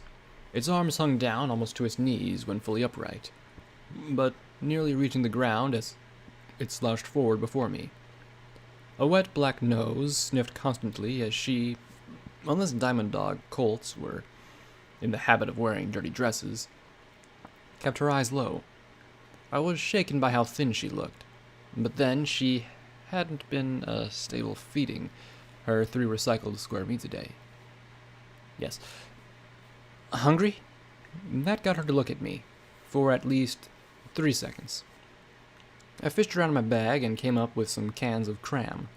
Personally, I wasn't convinced it was meat, but I wasn't going to eat rat meat to find out. However, she recognized the can at once. I tried pulling on the tab, but it snapped off, and I was left staring at it stupidly. Damn. I can open it, Pony, she said, holding out her hand. Her other forelimb extended a stub just below the wrist. I looked at her sheared-off stump, then nodded and floated the can to her. She sat on the bed and braced it between her knees. Her remaining claw ripped the lid off the square can just as easily as tearing tinfoil. She wasted no time bearing it to her lips and chowing down as quickly as she could. I feared she might choke, but she finally ate the last bit of the salty pink meat and licked the inside clean. She still looked wary. Are you going to make us leave? Was I? An hour ago, sure. Why not?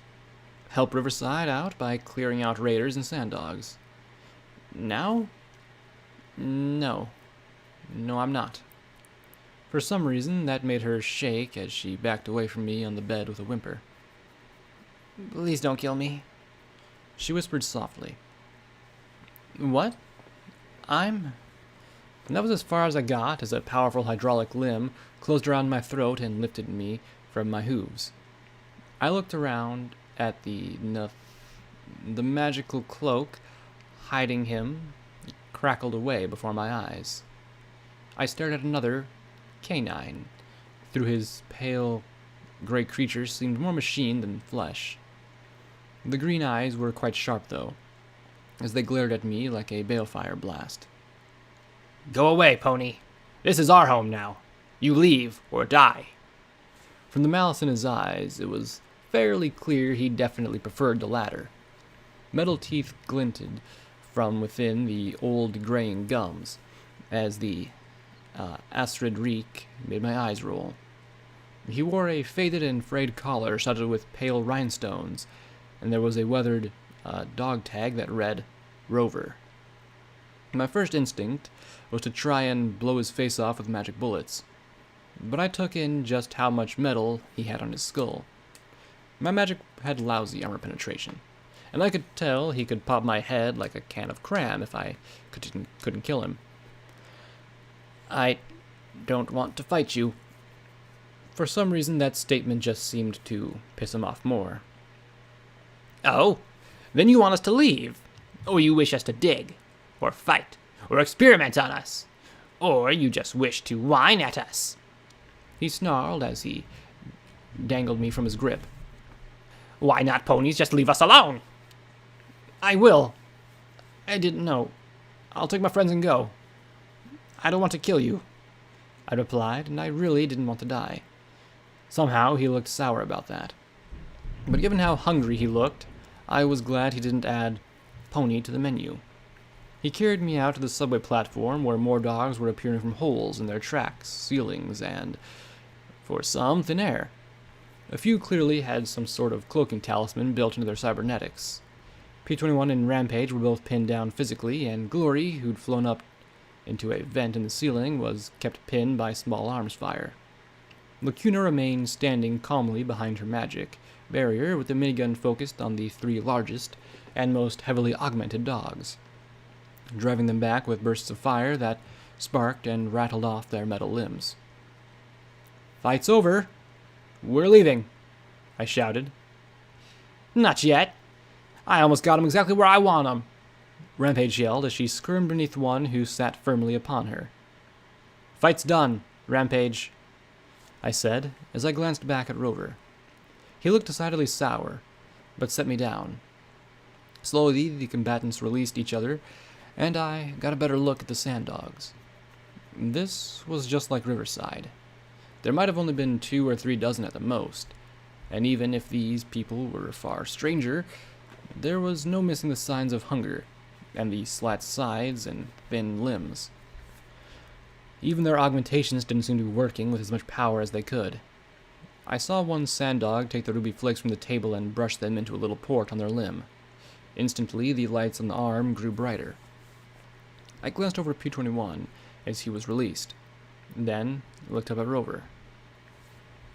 You know, there was a raider camp we took out an hour ago, not far from here. They had food. I commented lightly, and instantly saw the excited looks and heard the sniffling. Rover glanced down at me with a disgruntled little snort, but then the old dog gave a wave of his augmented hand. About half the camp went running the way we'd come down, sniffing our trail. Can we talk? Always talking. Why can't ponies just leave? He grumbled as he stared back towards the maintenance room. Because I want to help you, I replied. I heard P-21's groan all the way from across the platform. What happened to you? What happened? He froze and straightened, turning to look down at me. His eyes seemed to glow. What happened? He growled softly and then turned with a snarl, flinging his arms wide. Ponies happened. Ponies took home. Ponies took gems. Ponies took lives. Ponies take world.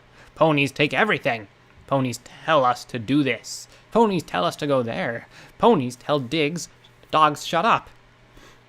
And always Pony is whining about stupid pony war, he said as he slammed his mechanical claws to the platform. Why is Pony always whining about Pony? Piggy not whine, cow not whine, chicken and dog not whine. Only Pony is always pony whining. Okay. Somebody had issues with whining ponies. I'm sorry.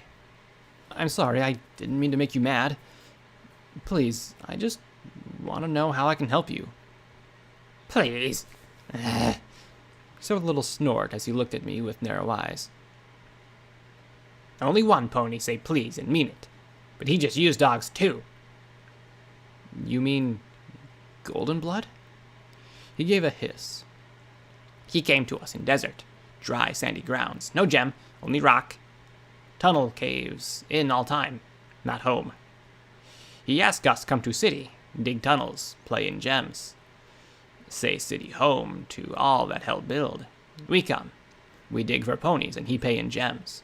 Dig is hard and dangerous. Dogs get hurt, and pony magic not work well on dogs. Pony use dogs to make machine parts for dogs. And for pony. But city tunnels not home either. Dogs want dogs home. Gold pony say he try and help. And did he? He talked to pretty pony princess. He tried to tell us not go home. Home, not home anymore. Gems gone. Nothing left. But it is home. Do ponies not understand? Home. Home we wish to return. So Gold say, maybe if dogs fight zebra, we go home. And if we fight. But there are many, many zebra. Then, one day, not many dogs left. We ask, can we go home? He made the strangest little sniff noise. Gold take me home. Valley, gone. Big pony building, instead. Tunnels full of poison. Ponies poisoned our home. Our home! Dogs not poison pony home. Dogs not make pony kill dogs. I go back. Try to tell, but others return home anyway. Poison home is still home. Ponies call them stupid. Ponies try and make us leave. The snuffling noise increased, and I realized the old dog was trying to cry, but had lost the ability. Dogs know. Okay, Pony? It is our home. Dogs know we die there, but it's dog's home. Let dogs die in our home. McGold ask we come back to Hoovington. He say please. He say sorry. He means both. Some come in tunnels, dogs dug, and we stay. Bombs fall. Many ponies die. Many dogs die too. He let out a growl. But even after bombs, pony is always telling dogs to go. Always, always, always, always. And I had too. I had to admit, feeling sick to my stomach. The moment Perch had told me there were things in these tunnels with something that could help Riverside, I'd taken a tangent away from saving 99 like an idiot. They'd been right to fill the entrance with mines. They'd mined aid containers and soda machines and things ponies would go after first. Even the baby basket had a pony doll inside of it. Tony knows. Pony should leave. Rover said as he looked at the young dog's hand and returned to the maintenance room.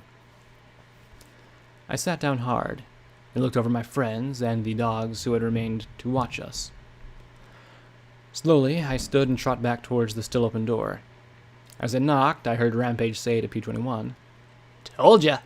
5 bits. Pay up. May I come in? I asked as I saw Rover trying to wire together a child-sized mechanical hand. He growled faintly as he stared at the metal. Well, it wasn't a no. I stepped inside and watched as he worked the tool with familiar skill. He opened up a tiny port and shook in a few crushed emeralds. The lights on the hand immediately lit up, the claw twitching. I'm sorry, I replied. I don't understand. He took the hand and attached it to a brace. The young dog took it and attached the device to her stump. She gave a yelp, and then the hand twitched as magic animated the metal. She stretched up and gave the old dog's scarred cheek a lick before backing away. I fished out another can of cram for her. Rampage didn't need all of it. Her mechanical claws tore open the can as easily as her natural ones did. She looked up at me warily. Thank you, Pony, she said, drawing another sharp look from Rover. Then, as an afterthought, she added, I'm Fifi. I gave her a smile. Kids were kids, after all. Unless they were Zodiac colts, but still. My kindness didn't seem to sit well with Rover, who looked at me like he wasn't sure if he should thank me or not. What do you want, Pony? You tell us where to find food. We let you go. Why stay, Pony? I want to help you, I said with a smile. It's sort of my thing. We not want Pony help, he said, pointing a finger at me.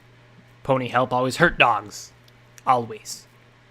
Please, you need food, and you need gemstones, don't you? I thought back to Bottle Cap. You can trade. Trade for food with Riverside. I know a pony who runs a gem mine. Ponies does not listen, he growled as he rose and faced me. Pony help always hurt dogs. We try trade. Ponies cheat. Ponies steal from us. Ponies attack us. Dogs not trust Pony, he said as he looked down at me with a strange look. Who is Pony who come here and thinks she can make everything all right? I'm security? I just want to make everybody safer, I said lamely. Who was I to think I could just trot down here and overcome 2 centuries of pain and mistrust? I was such an idiot. My friend has a gem mine. Oh, really? Ever heard the phrase, too good to be true? And I had no idea if Dusty Trails would help, or if Perch would be willing to play fair. He just looked at me with a scowl, his green eyes hard and suspicious. Then Fifi tapped the half-empty cram can against his metal arm. Eat. Dog not eat Pony food, he replied sourly. She beat the can against his arm again. Go play, Fifi. She frowned, narrowing her eyes and banging the can against his arm several more times. Finally, he gave a resigned sigh, lifted the can, and let the slimy pink mass remaining plop into his mouth. He chewed, looking at me thoughtfully. Pony thinks she can get other pony to listen. I can try. That was the most I could promise. Rover scratched his white, tattered ears in a little cloud of dander. I did not think Pony helped Fifi. I did not think security on Radio Real Pony. Or she helps dogs. He pointed his mechanical claw at me. We will bring things to trade. If village ponies are good and fair, we will trade food. If not... He did just sigh. If not, then they'd slowly run out of food and gems to power his limbs. And then they'd die. I'll try to convince them. I will. I'll do better. I couldn't change the past, but I could at least try and do better now and in the future. I had to admit, we were spoiled by the Mare teleport. I'd thought that Lacuna could simply teleport us all across Hoofington at will. She firmly corrected that notion. She could teleport herself across Hoofington if she had to, with potentially one passenger. Without soaking up gobs of radiation, however, she'd only be able to transport us five, a few hundred feet. That was enough to get us outside, but it left my head spinning and feeling as though I'd just gotten struck by lightning again. Lacuna donned her black lace dress before we returned. A large purple unicorn caused far less commotion than an alicorn. She wrapped her minigun up in a burlap sack as she floated it casually beside her. The weight seemed easily within her range of handling. If I tried carrying that weapon, my horn would burn out in 5 minutes. Back in Riverside, I approached the dozen or so ponies about the sand dogs coming to trade. The tone was immensely skeptical. Perch outright suggested ambushing them just to thin out their numbers. Listen to yourselves, Glory shouted, the half-healed cut on her face giving her a somewhat ghastly expression. Aren't you supposed to be ponies? Because all I'm hearing is a lot of bandit talk. Kill first, take now. How is anything supposed to get better if ponies just kill and steal and take? It's not going to stop. I had to admit, I was pretty impressed, and it shut up Perch enough that the villagers seemed open to give it a try. And the only thing they had to lose was everything. I tried giving Thrush a hand with repairs. However, there were certain ponies who should never be given anything like a hammer or nails, and I'm just such a pony. After nearly braining Oil Can with a hammer and spilling my nails into the bilge water that collected from the leaks, it was generally agreed that, by every pony, that I should go wait in town for them to finish. Glory and P-21 proved far more capable at heating up the clamps of tar that were being used to plug the gaps. I almost burned down the boat. I think I mentioned a few times that I hate waiting, especially in a town where there was literally almost nothing to do. I walked the perimeter of the food court 4 times, the dealer just standing there watching me. He wasn't talking to me. I wasn't talking to him. In fact, if I could, I'd ignore him for the rest of my life. He'd almost made me shoot Glory. I still hadn't answered for that. Something that bugged me, though, was the door he stood next to. It was a simple metal door, set between Fantastic Hoofwear and Radio Stable. The symbol on it was small and seemed faded, even before 2 centuries of exposure. Glaring at him once, I took a closer look. It was 7 familiar symbols. A moon, a starburst, 3 apples, 3 balloons, 3 diamonds, 3 butterflies, and a cloud with a lightning bolt. The moon sat in the center, surrounded by a ring. The 6 other symbols were arranged around it, and 2 more gray lines weaved in and out between them, seeming to tie them all together. At the bottom, written in small letters, Office of Interministry Affairs, Riverside Branch. This was the OIA? It looked like a janitor's access. I had tried the door and grimaced as I found it locked. Well, time to see if I'd learned anything from P-21's lessons. Carefully, I knelt down and started to tease the lock with the bobby pin. 2 snaps later, and I was wondering if I was doing it right, when suddenly there was a faint click. I glanced up at the dealer, who simply shrugged. Inside were stairs going down, lit by flickering emergency lighting. I tried the light switch, but there was nothing. Instead, I picked my way down to a workspace that was rather tight, even to a pony who worked in a stable.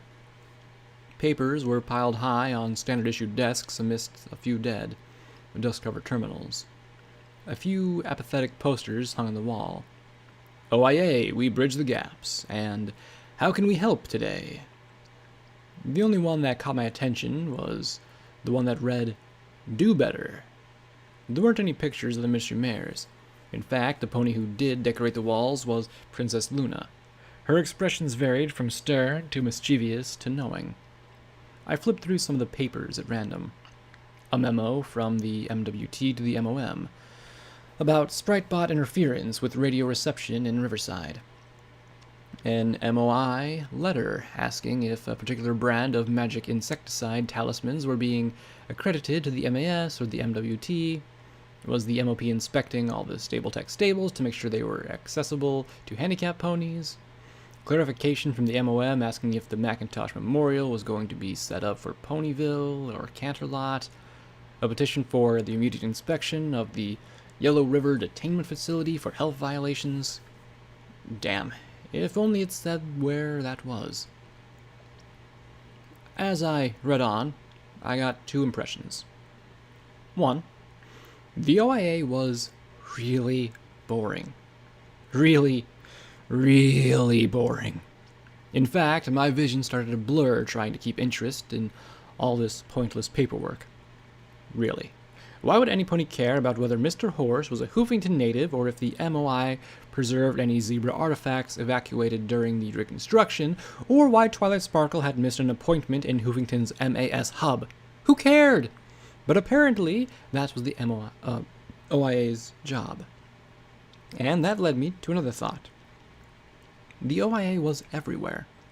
They were connected to everything in Equestria, even outside Equestria. There were memos from Little Wing Imports asking about delayed permits for zebra wares. Contact agreements began negotiating with Griffins to supplement Pegasi forces during their winter wrap-up. Buffalo material access requests. Was there anything the OI didn't get stuck in the middle of? And yet, while I was focusing on the ministries, there was barely anything on the OIA itself. No pony seemed to be asking questions about its offices or practices. In fact, I saw one letter that read, "How does one join the OIA?" It had been circled and a note written, MOM? I didn't understand how a branch of egghead pencil pushers could be doing so much unnoticed. How could Project Chimera be legal without the MOI exposing it, or the MOM arresting Dr. Creepy Pony? Or had it been, as Applebot claimed, that the ministries themselves were behind the projects and the OIA facilitated? Maybe that was why they'd been shut down so abruptly. They knew too much. I moseyed into a small hallway. Past two bathrooms, the yellow aid boxes within held healing potions that had melted through their bottles, and saw a smaller office with something interesting. A dead pony. In the dry air, she mummified almost as much as Vanity had. The black flakes clinging to the walls next to her desk and the small 9mm pistol in her lap told me this was probably a suicide. Her terminal still hummed softly. I tapped the keys, and after a few clicks, the screen came to life. OIA emergency code, EC1101 active. Please await further contact from EC1101 for success session protocols. That terminal was stuck on that message. On a note beside it, the cherry red mare had written, Luna is dead. Equestria is dead. Sorry, Director. I thought of the picture out in the main workroom. Apparently, having no ministry mare, the OIA had latched on to the princess itself for inspiration. Looking down, I noticed something about the dead unicorn's horn. A memory orb. However, instead of being clear, this one was definitely a warm gold. There was a letter half stained with blood. I know you're depressed, Cherry Soda. I know these are tough times. The OIA has a mission to fulfill and its duties to perform. Have faith in the princess. Cooperate with Horse however you can. Hopefully, this will show you Even the password is...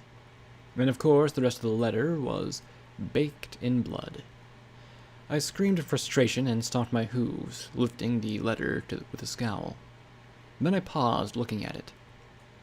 I walked to the bathroom and turned on the sink, listening to the rads slowly add up as I carefully wetted the blood-stained paper and rinsed away some of the blackened fluid. I squinted, but I could barely make out the rest of the sentence. What your buck friend refused to give you. Okay, now I was cursing and stomping my hooves again. I lifted the orb and squinted, thinking. Anal sex? Muffins? Diamonds? Head? Damn it.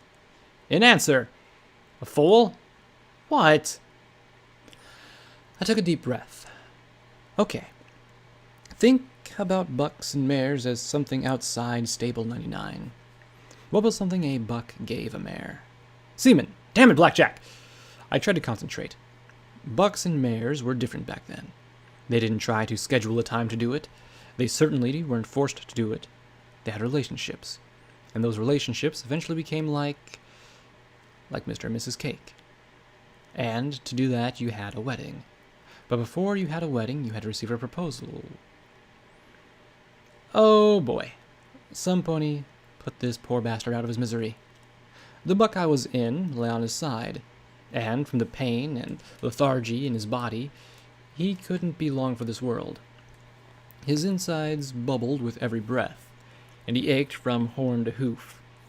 There was something that felt like a numb horn pointing in his side. You've looked better, Golden Blood. A familiar, wonderful, intelligent voice said calmly from the doorway. My host looked slowly over at the majestic sight of Princess Luna standing in the doorway, and his lips curled into a reactive smile. Your Majesty, my apologies for not rising, but I'm afraid I'm a bit indisposed, he said with a soft, wry humor. That is all right. I've only seen Ruler these 3 days, and I've had enough bowing, scraping, and your Majesties to last me a lifetime, she said as she trotted before him and levitated a pillow, sitting neatly upon it. I was told you gave quite a speech. Hoofington Rises? Very catchy, particularly when you kept giving it even when you were bleeding out of half your orifices. She reached over and brushed his mane from his eyes. Does it hurt? Not at all. I suspect the zebra's poisons burned away all the nerve endings. Painkillers take care of the rest.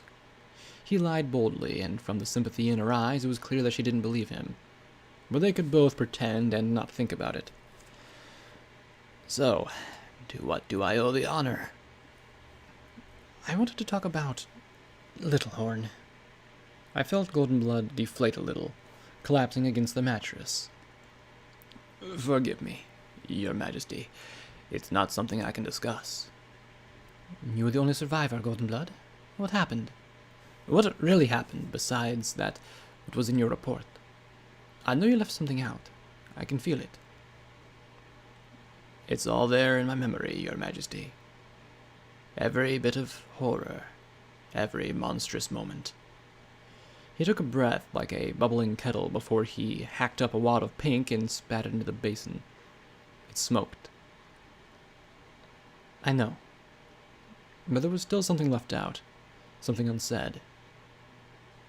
So, what's really bothering you, Your Majesty? She took a deep breath and rubbed her eyes. I'm in charge of the country and a war that is consuming half the world. And everything is a mess. A complete mess. So, why tell me? You were right 10 years ago. You were right about what we should have done. Had we just done things differently? She shook her head and then looked at him with a firm gaze. I know the mistakes Celestia made, but I'm not sure about how it is to fix them. We're drowning in disorganization and chaos. The entire government was utterly formed around Celestia, and every pony around me seems torn between treating me like my sister with a coat dye job or flinging their hooves onto the air and crying doom.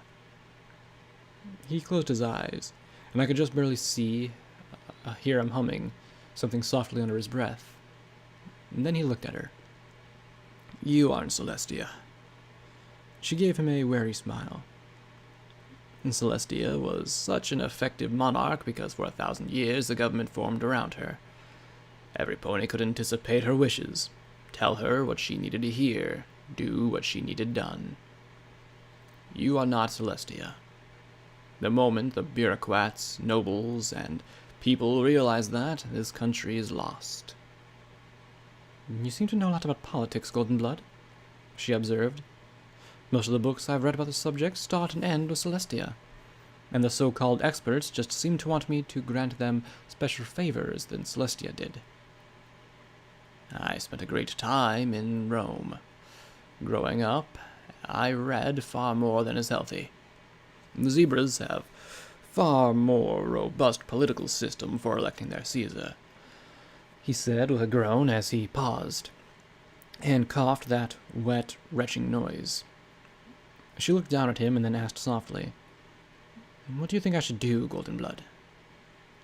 He paused and coughed up another burning glob. What was inside of him? What you need is to remake Equestria. She just looked at him with a dry smile. Oh, is that all? Equestria is still in shock.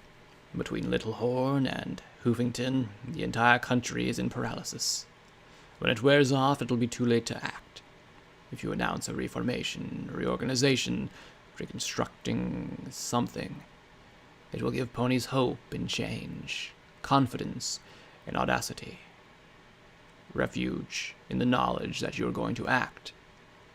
And the more different it is in appearance from Celestia's government, the better. I see. So anarchy, then? Of course not. And if you wanted anarchy, you wouldn't have accepted the job. He stared at her, and I felt the urge to blink, even though they weren't my eyes. Luna closed her own with a small frown. I will rule. Celestia gave Equestria more than 1,000 years of peace and prosperity. I will do no less. Not good enough, he replied, closing his eyes and tugging the blanket over him. He peeked out at Luna's slapped expression. What? She stammered. If you're trying to run Equestria to soothe your ego and prove you're another Celestia, then you're going to fail, and fail miserably. Luna's eyes fell as her confidence melted. And you know it too. No pony wants their lives hanging on a princess trying to help to one-up a legacy. That's impossible to copy. He broke into another fit of coughing.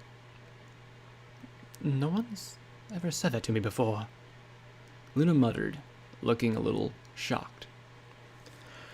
Well, I'm dying, so I have certain liberties, he replied, spitting up another obnoxious, bloody glob. He took a slow and deep breath. For the right ruler, ponies will give anything and everything they can. They will fight to the death, sacrifice their lives, and walk into fire. We're ponies. It's our nature. So here's my proposal. Beg an armistice, and prepare to pay out the nose for peace, and abdicate as well. See what government the ponies come up with, and wash your hooves of it. Otherwise, decide why any pony should bow to a princess who doesn't know why she should to rule, except that she's a princess. Luna glared at him coldly, but I could see the uncertainty in her eyes. Our people have suffered for 10 years in this war. Now is my chance to make things better. To make those 10 years count for something. Make it all mean something. And I will do so even if it means my life. Princess may be my title, but I'm not going to forfeit my responsibilities and obligations to my people. I will make things better. I will give the ponies of Equestria a future they deserve at any cost. At any cost. Could she imagine the cost? Could he? He closed his eyes and then gave a resigned sigh. What you need is a reorganization of form more than substance. You want to stay in charge, but you need a break in Celestia's status quo. You'll have to do something she never did before. You'll have to share power. Or at least make the appearance of sharing. Share power? But how? Celestia? The roles and obligations of government remain the same. Under Celestia, they were executed almost automatically. 1,000 years of political stagnation will do that. Instead, you're reorganizing them into bureaucracies, or groups, a different form with the same function. He paused as he closed his eyes again, and for a moment I wondered if he'd just died or something, with how still he lay there. You're going to need help. Ponies you can respect, and who respect you. Ponies with skill. Well, I respect you, she said, and he looked at her and felt his heart beat faster. But why? Aren't I supposed to rule directly? Not even Celestia ruled directly. She ruled through inference and tradition. If she'd had to make every decision like you're trying to do, she'd have been crushed. The government that she formed was largely automatic. What you need are bureaus and ministries that can act while you rule. They'll scream a lot of the day-to-day activity, but you'll need a figurehead for them to solidify around, some pony that can rally the ponies' faiths and detect their criticisms. A pony with enough ability to be effective, but selfless enough to lack ambition, and that will not be easy to find. But Luna was smiling as she stared at the door. Oh, I don't know, Golden. He turned his head to look at a familiar yellow Pegasus with sweeping pink hair. Hello, Fluttershy. Luna said with a calm smile as Fluttershy gasped in stunned silence. Ha, ha, ha, ha. She finished in a squeak, her one visible blue eye peeking adorably from a gap in her pink mane. Fluttershy's been nursing me along, Goldenblood said with a fond smile at Fluttershy, one she returned as she drew up her forehooves, hiding her mouth behind them as she hovered. Her eyes darted from one to the other as she blushed terribly. Yes, I volunteer at the hospital whenever I have time, she said with a shy smile. I know I can't do much, but I want to help however I can. Luna just gazed at her with a glowing smile. Do you think ponies would rally behind that, Golden? Fluttershy blinked as she looked from one to the other in confusion. I had to agree it did seem perfect. So why wasn't Goldenblood smiling?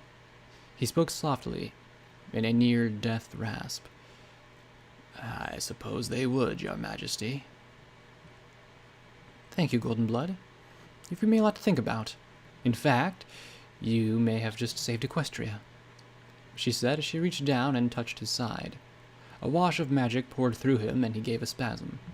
It felt as if a cooling wave passed through his wet, poisoned lungs.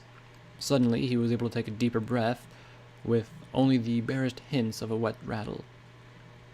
Then the light faded. Even Luna looked like that spell had taken quite a lot out of her. And get well soon, Goldenblood. I'm going to need you far more than ever with this reformation. She walked to the door, and Fluttershy hovered to the side. Luna gave her that clever, intellectual gaze. Fluttershy, is Twilight Sparkle still in Ponyville? I need to speak with her about an important matter. I think so. We were meeting there this weekend, the yellow Pegasus said as she rubbed the back of her head with a hoof. Thank you, Fluttershy. I'll see you soon. I think that we'll be seeing much more of each other in the near future. It's time for the elements of harmony to save Equestria once again. And with one last passing look at Goldenblood, she walked from the hospital room. What was that about? Fluttershy said in confusion before she smiled down at Goldenblood. She landed and brushed his golden mane from his face and then started. Why are you crying? Nothing. She simply said I was useful. He rasped softly as he sat up in the bed. Well, Let me get you cleaned up and check your burns, Fluttershy said brightly. Fluttershy?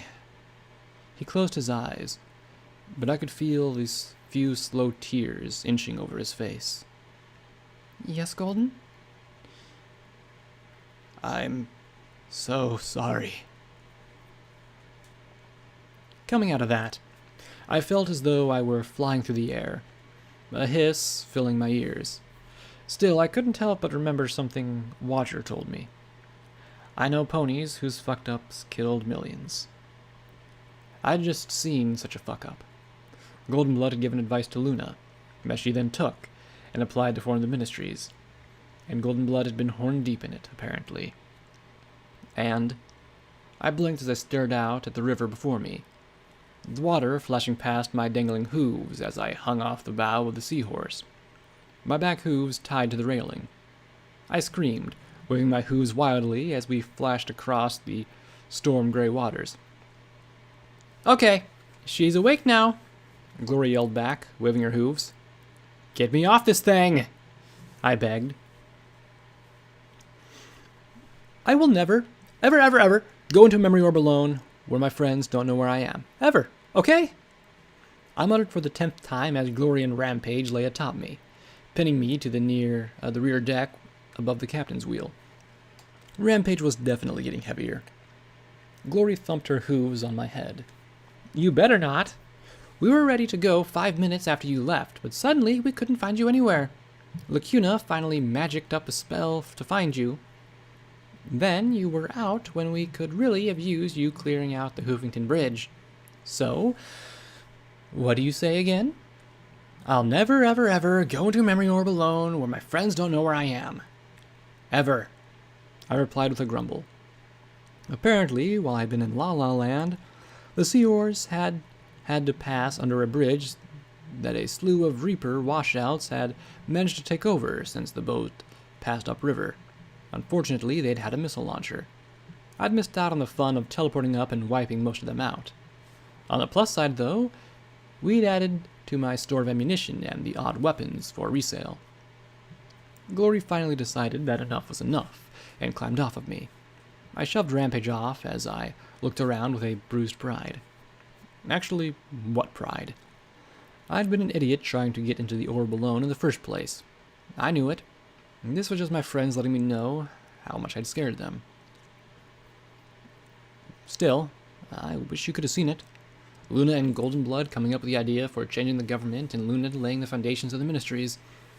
I mean, I didn't get to see a lot of the political gobbledygook, but it was still amazing to see. Well, I figured the Ministries just happened, Rampage said as she scratched herself. Like, one day Luna asked Twilight Sparkle and her friends, "Hey, want to help run Equestria and blow up the world? It'll be great fun." Lacuna looked over with an unfathomable expression. Well, things have to get started somewhere, don't they? I said with a sigh as I looked at the golden orb. Luna needed to rule, and Goldenblood told her what she needed to do to get every pony to follow her. And it worked, until the war and everything got out of hand. So why had he told Fluttershy he was sorry? Why had he seemed more keen on getting Luna to surrender and abdicate than to actually follow his ideas? And why had he given her advice that only seemed to regret it later? I think all these ponies were just crazy, I said with a little nod as I put the orb in my saddlebags. Maybe it'd come in useful later, or maybe Lacuna wanted to see it. She hadn't said a word when I offered it to her. I hopped up on the wheelhouse and sat next to Thrush, who was staring ahead intently. So, where are we, Captain? We're coming up on the fork, she said as she slowed the boat. Dangerous spot here? We'll let the current take us in for now. What makes it dangerous? She gave me a sardonic look. Oh, lots of things. Hoppers, leeches, snags. Ever see a river serpent? Captain, I grew up in a stable.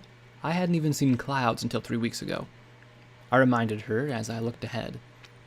We were off the northern tip of the core, and the river had widened to the point it more resembled a big lake to me. There were buildings rising out of the water, street lamps, signs, and countless smashed boats littering the water like so many toys in a bathtub.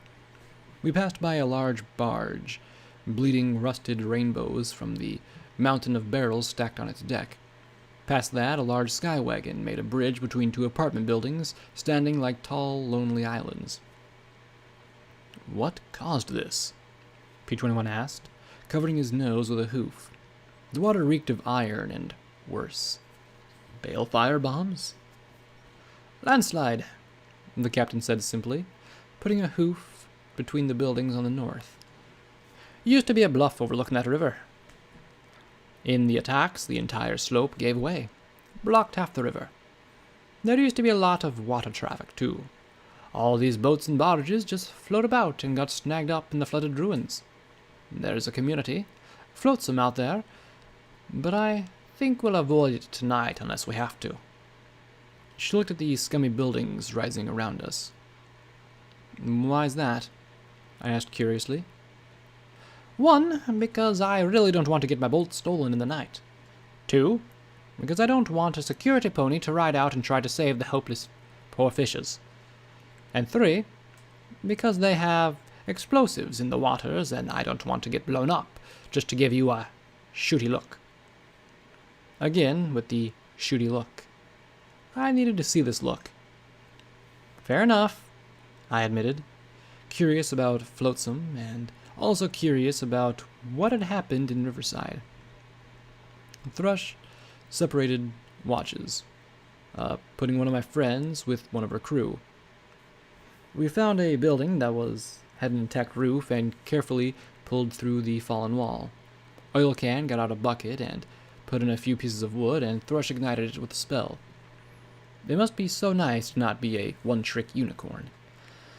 In the fire, she struck a length of metal that she propped up against the bulkhead near the middle of the boat.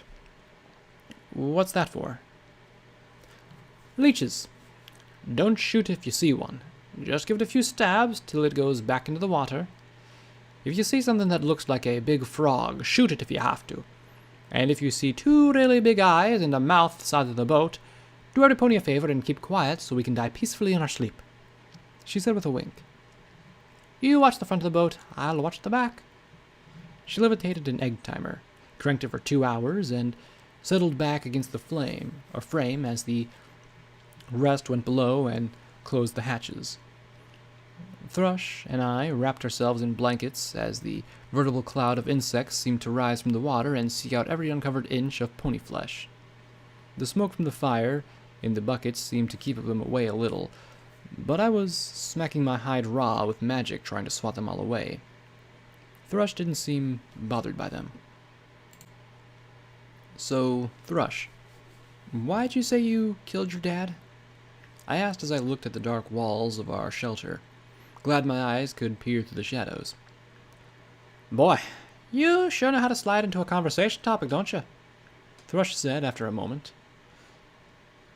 "We were in the Servine Isles, trying to find a new water jet talisman for the seahorse. We snuck into a pirate camp." "Pirates?" I glanced at her hat with a little smirk. "Raiders on the water, only not as nice. Pirates like to keep mares around for proper raping, draw it out over a few weeks before killing you. Anywho, we got the talisman, but there were a whole slew of slaves as well. I wanted to free them, but 12 ponies sneaking through the jungle makes for a lot more noise than 2, and they came after us. Dad got injured and told me to take it, get the hell out of here, and make sure every pony he knew he died a big damn hero. I took the talisman and abandoned him. Heard the shots and then the screaming. Got back to the seahorse, sailed away." She pulled out my bottle of whiskey. "Hey!" I checked my saddlebags, and sure enough, it was gone. I gave her a sharp look, but from the distant stare on her face, I couldn't exactly blame her. "So, some regrets, I take it." "Every damn day," she replied with a mirthless smile. "What gets me the most, though, is that I play it over and over, and no matter how I try and look at it, it was my choice that killed him. If we just left them locked up, he'd still be drinking and retching all over the ocean." She passed me the bottle, and I took a pull, smacking on the biting bugs with a hoof. What about you?" she asked as she stoked the fire in the bucket. "Regrets?" "A few. One big one. Broke into a sealed-off section in the Fluttershy Medical Center. There was a bunch of colts and fillies kept in some sort of stasis. They got entrapped like that for centuries, dying of diseases and injuries that couldn't be treated. They got in control of the mainframe robots and killed the nurses, skinned them, killing whoever entered that part of the hospital. We severed their connection to the robots. Then I had to choose whether to pull the plug or leave them locked up and trapped like that." "You pulled the plug, didn't you?" She said with a smile. I nodded, and she sighed. "Yeah, that's what I figured. Because that's the hard choice. Leave them locked up. Tell yourself some pony will take care of it. Maybe they do, but maybe they don't. And the fact is, sometimes there is no right choice. You're damned either way. The whole world is like that. Damned if you do, damned if you don't." I listened to rain falling and the gurgling water outside. "So what do you do?" She gave a dry laugh.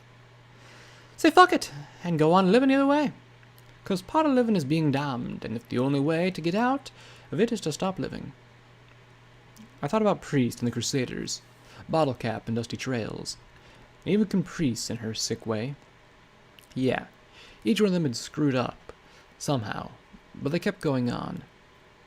Was goodness just an illusion? Virtue just the best we could muddle through? Virtue. What was my virtue? Why did a not-smart pony like myself have to think about these things? I just wanted to be better than the wasteland around me. I wanted to leave ponies for better for my helping them. I seemed to just leave them dead. No, I helped in Riverside, hadn't I? And Chapel, though by accident.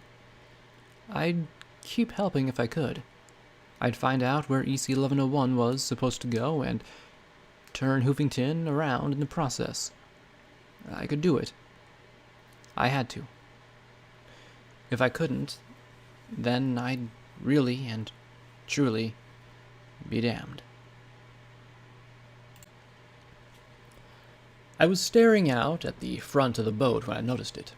A strange black mark in my mutant night vision, like a blob of night creeping along the edge of the boat towards me.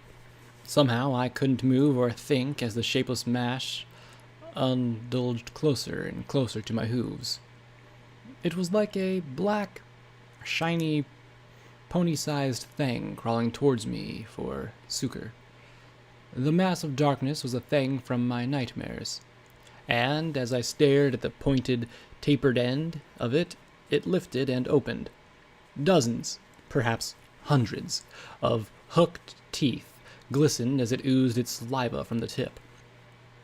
I stared, wondering if my brain had truly snapped for good. Then the glowing tip of the iron floated past my head and pressed into the maw with a sizzle and an iron reek. The blob hissed and writhed as it fell back into the water with a soft splash. "Huh, they're usually bigger than that," she said in my ear, before returning the iron bar to the fire bucket. Leeches. It went on my mental list of things I hate about Hoofington. Then it was underlined, circled, and had stars put around it. The atrium of 99 was the heart of social life in the stable. Ponies came into the open space to discuss their jobs and the few recreational activities various ponies organized. The stable picnic allowed a few dozen mares to gather, spread out blankets on the metal floor, eat some recycled chips, and pretend that we were all on the surface, rather than think about our current situation. I didn't like Daisy's mom. No pony did. She was by far the largest mare in the stable and in charge of the second shift, which put her right behind Mom on the pecking order. She could be nice, but without warning, she could shift straight into vicious little comments that could become painful beatings or kickings at the slightest provocation. So it helped me a great deal that I'm such an idiot when I trotted right up to her and told the biggest, meanest mare in the stable, "Petunia, I'm putting you under arrest for beating up Daisy. Please come with me to security for processing. Mom, sitting right beside her, went very still. What the fuck is this, Ringummy? Did you put your brat up to this as a joke? Petunia said as she chewed slowly on a gray fungal chip. A chip named Go Fish, no doubt. Go Fish, what are you doing? She muttered in horror. Being security, I said firmly, pointing a hoof at Petunia. She beats up Daisy. She cuts her too. Fish, go back to our quarters, please. Mom said firmly as she rose and escorted me from the atrium. When we were out of sight, she whirled at me. Go Fish, how could you say such things? 'Cause she does, Mama, I insisted, stopping my hoof as I looked up at her. Daisy comes to school all bruised and cut up. Petunia's the only one who can be doing it. Daisy doesn't cut up her own flanks, does she? Mom looked at me steady, closed her eyes, and sighed as she shook her head. Without another word, she led me up to Daisy's apartment and opened the door. Daisy looked up in shock, wiping tears from her eyes. Mom looked at her. Daisy, Go Fish made a very important accusation right now. Daisy stared at me in horror as Mother asked slowly. Does your mother hurt you in any way? Kick you? Cut you? And Daisy just bowed her head. No, ma'am. I get in accidents a lot. And fights. I see. My mother said in resignation. And you know to report it if she does. A slow, lethargic nod. Daisy, tell her! Tell her what she does to you! But Daisy just gave me a chilled look. I'd gone from her friend to something entirely else. Something past what duct tape was. This was all going very horribly wrong. Let me save you. That's what security ponies do. And that's enough, Go Fish. Let's go. You'll have to write an apology to Petunia. I woke to the creaking rock of the boat and the sound of P-21 breathing nearby, and some pony else. I glanced up at the side of Lacuna with her horn touching mine, my eyes growing wide. You have interesting dreams, Blackjack. You can read my mind. I thought at her, trying not to think of a slew of expletives to add to that. A little, yes. And why are you reading my mind? You have interesting dreams, she repeated with a tone of amusement. And this way we will not wake the others. I'm not okay with this, I thought back at her. Have you done this with the others? Wouldn't you? I desire to see if you meant me any harm. And what about the other way around? She followed up with a simple, I'm sorry you can't trust me yet. Considering what she'd just done, that statement was more than a little ironic. Yeah, well, the telepathy thing is freaky and sneaky. But you know he won't hurt you, right? Your blue friend does. He wants to hurt us all, and he wants to help all of us. I cannot imagine a more conflicted male. I sighed. P-21 still wasn't over everything I'd done to him. When I hurt a pony, I left scars. Deep ones. Just like Daisy. What happened to your friend in the stable? There's this one door with faulty electric motor. She let her mom in there, brought the door down on her head. Said it was an accident. I never went near the door again. I never knew if she was inside, waiting to crush my head like a grape. She took her mom's position after that, and that was that. Do me a favor. All of us a favor. Stay out of our heads? I thought, as I looked up at her. Of course. Good night, she said as she pulled her horn away from mine with a parting. Sleep tight. Yeah. Sleep. That wasn't going to happen. In the morning, I found Glory shaking, holding one of the cold metal rods as if it were a magic wand to protect her. P-21 was as far from the water as he could get, and Rampage was roasting a chunk of leech over the coals in the fire before lying in. What? It's good, she protested as she chowed down on the rubbery flesh. Another day, and she'd be at her adult weight. The seahorse crept out of the floe, the morning glow barely starting to illuminate the clouds to the east. Everything was coated in a sickly sheen of black mold and rotten fungus. Not true growth, but the only slime that could spread in Hoofington's innovation fields and tainted waters. Now that we were moving, I turned on the radio, hoping to hear more of the stable dweller and things around Hoofington. After an hour after I turned it on, the familiar voice of DJ Pony addressed the Hoofington region. And to all my listeners out east, I'm afraid there's some ugly times. A veritable army of raiders has popped up in the north. They've hit every caravan and village from Toll to Megamart. These raiders aren't the normal half-starved psychopaths you're used to either. They're healthy, they're organized, and they're eating any pony they can get their hooves on. So, who's behind this menace? Well, it's not the Reapers. No, they got their hooves full trying to harass river traffic and seeing who the most badass pony in Equestria is. And it's not the Steel Rangers. Oh no. They don't interfere with the locals, and they're just busy stockpiling every single bullet and missile they can get their hooves on. And it's not the Volunteer Corps either. Come on, Enclave. If you really want to help, do you have to do so incompetently? I'm not saying you're not trying, but is this the best you can do? Unless one of these three powers wants to pony up, things are going to get pretty brutal pretty fast. Otherwise, we'll have to just cross our hooves and hope that security can do something about it. Because once they strip Hoofington, it's just a hop, skip, and jump to Manhattan. So move your little rump if you can, security. Folks need you more than ever. Thrush looked at me with a curious smile. Well, you've got an interesting time ahead of you. My mane itched like mad from all the humidity on the river, and I scowled as I looked out at the slimy buildings and bobbing ruins of boats and barges. Where the heck are they all coming from? I cleared out Withers and Pony Joe's. West Side's always been lousy with raiders. East Side, up the river, there's too many ponies with really big guns that want them to build up small groups. And on the western half, ponies are exposed and fair game. The Reapers don't keep their numbers down unless they get annoying.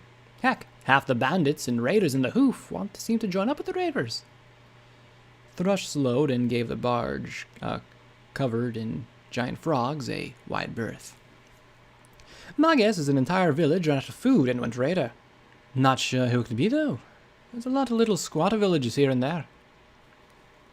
In other news, more tragedy in the hoof, as I've confirmed that the village of Riverside has gone silent.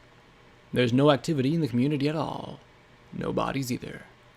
Whether the raiders got that far south, or something else happened is unclear. But the entire town's been hit. Hopefully survivors make it to safety and are able to tell us what the heck happened. And I really wish it could end there, Hoofites. But if you're in the south, keep your eyes open for stripes. There's been reports of a zebra sniper team working all along the Luna Space Center and Black Pony Mountain, targeting ghouls, society farms, and even taking a few shots at the skyport. Please note this seems to only be small groups or tribe, and don't take it as an excuse to butcher every single zebra from Glyphmark to Rome, people. And while normally I could nip down for some cheese and wine with all the news of Paradise getting its just rewards, I'm afraid I can't. Looks like Red Eye put his hoof down and is taking control of the slave market directly. So expect your local slaves to be really interested in grabbing you, your loved ones, or any pony else they can, because Red Eye wants them all.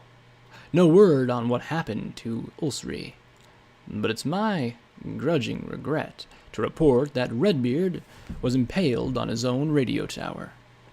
Red Eye is called Temperance. Look it up. I'd tell you to look up Restraint too, but then you'd get all hung up on the collars and chains. And that's the news from around Hoofington. I know things are always tough, but you always hang in there. If ponies don't help each other, who will? I sat down hard. Riverside? Gone? What had happened? Had Rover decided that ponies couldn't be traded with and murdered the survivors? Had Riverside gone and invaded en masse after we'd cleared out the traps before Rover could replace them? Or were there other raiders we'd missed that wiped both of them out? I thought about Fifi and Granny Fishy. What had become of them? Damn it. Why did this keep happening? Still, paradise taken over by Red-Eye. I doubted that the bounty on my head still existed. I really would be glad to stop running across Zodiacs and desperate ponies. We need to put in at Flotsam in an hour, Thrush said, announcing with a sigh, before more of a crew than to us. Anchors owes me a barrel of tar and at least a case of spark batteries. She looked at us. I'm invoking Rule 1.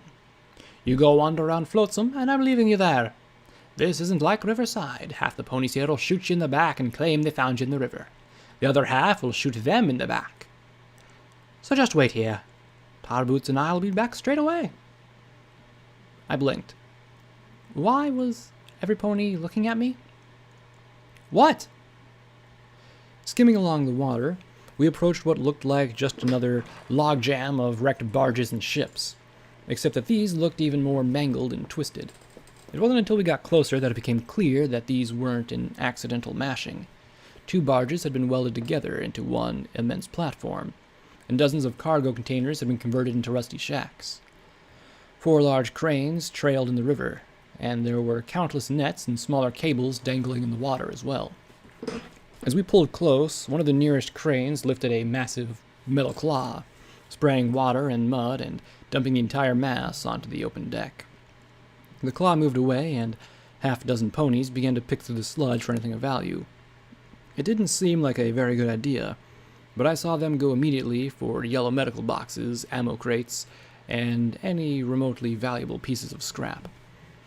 What a life. We pulled up, and immediately a dozen ponies looked at us with blatant speculation and sharp calculating stares. I just stood on the roof of the wheelhouse and looked down with Taurus's rifle beside me, giving them my own baleful stare in return. Eventually, the group mostly dispersed, but there were always eyes on the boat. 5 minutes, no exploring, Thrush warned me as she and Tarboots hopped off and trotted towards the largest crane. Everybody acts like I can't control myself, I muttered as I walked along the rail, looking out at the filthy, muddy ponies. Not just filthy. Half the ponies that I looked at were deformed. A bent horn here or a twisted hoof there. Had some grotesque tumors sprouted from their hides? What happened to them all? Glory asked softly.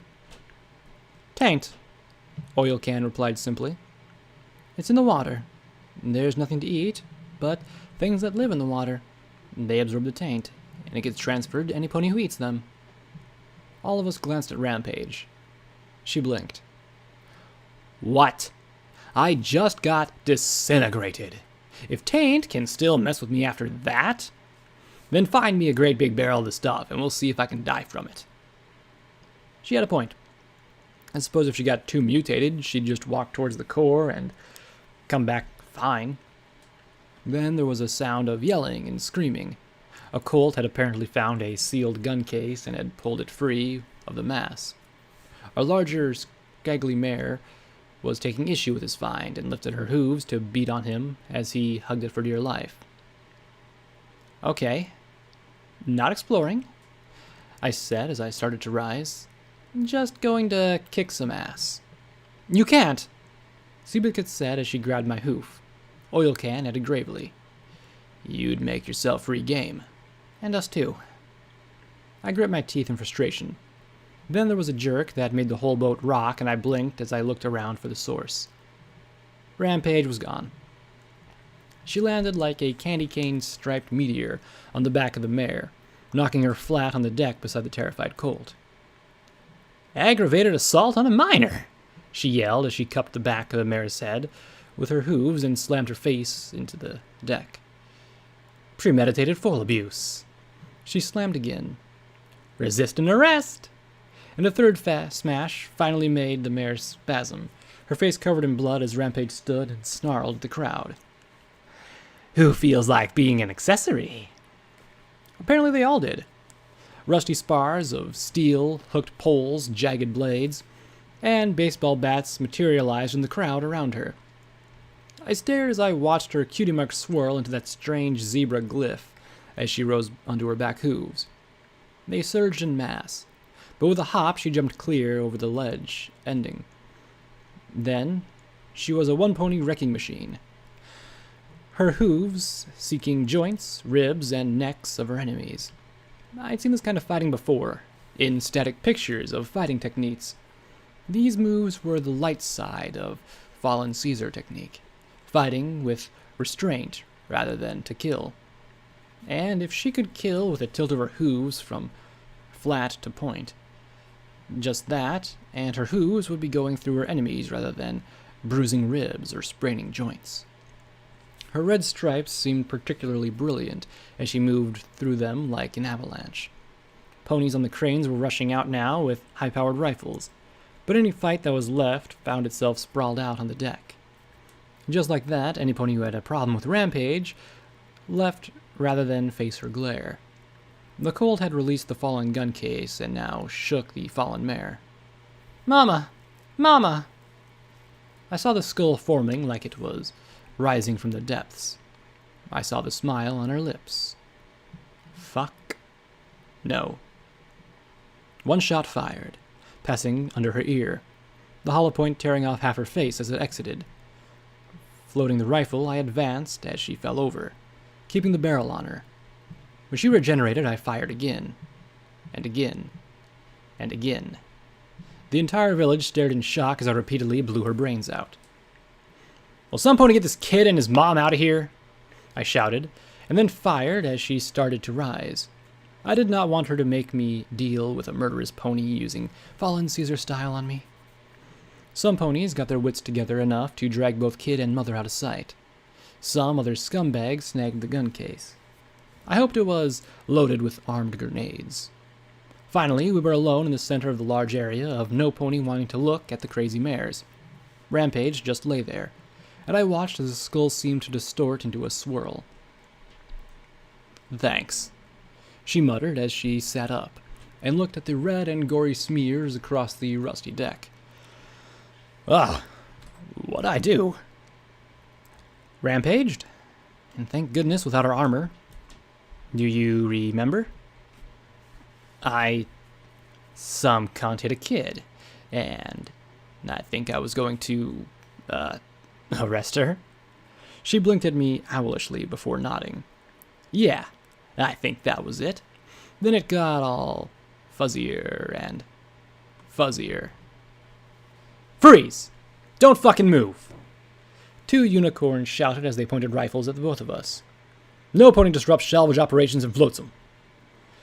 Rampage just took one look at them and then leaned forward, pressing her forehead against the barrel of the gun. "What do you think your gun can drop me when hers couldn't? Go on. Try. And then when you run out of bullets, I'll fuck you with the butt of your own rifle." Okay, that was a little more disturbing than I'd anticipated. I put on my best cocky-as-fuck grin. "Look, fight's done. See you're injured? Be glad they're not corpses. And let's forget about all this little disruption." The two looked at Rampage and then each other. The striped earth pony kissed at the one pressing the rifle to her head. Finally, the pair backed away. "Just get the fuck out of Flotsam." They finished lamely and backed away. Gladly. We trot back towards the Seahorse. I'd seen all I wanted to of this place. Then I paused as I saw ponies boarding junk. My eyes were drawn to a slim black case the length of my fetlock, next to a heap of bent sporks, cranked Ministry of Awesome coffee mugs, and battered plates. The buck pretended I was invisible as I pulled it out with my magic. "Where'd you get this?" He looked at me finally, then at the case. He lifted a hoof as I stared at the tentacles that wiggled at the end of his limb. "Ministry of Awesome sky carriage last year. Good salvage. You like it?" He said with a hungry grin. 10 caps. I said, trying not to stutter as his tongue slipped out. It looked like a gray pipe. He seemed to struggle for something to haggle over. Charity would have owned him. It's very, black and shiny. 50 caps. I looked at him flatly. 10, and I'll throw in 2 cans of cram. His eyes lit up. Done. We got back to the boat, and I touched the sleek black case. There was a soft click, and it opened in my hooves. Inside gleamed the massive magical shell and a folded-up note. Rainbow Dash. You seen anything like this before? That nutjob Trottenheimer whipped it up.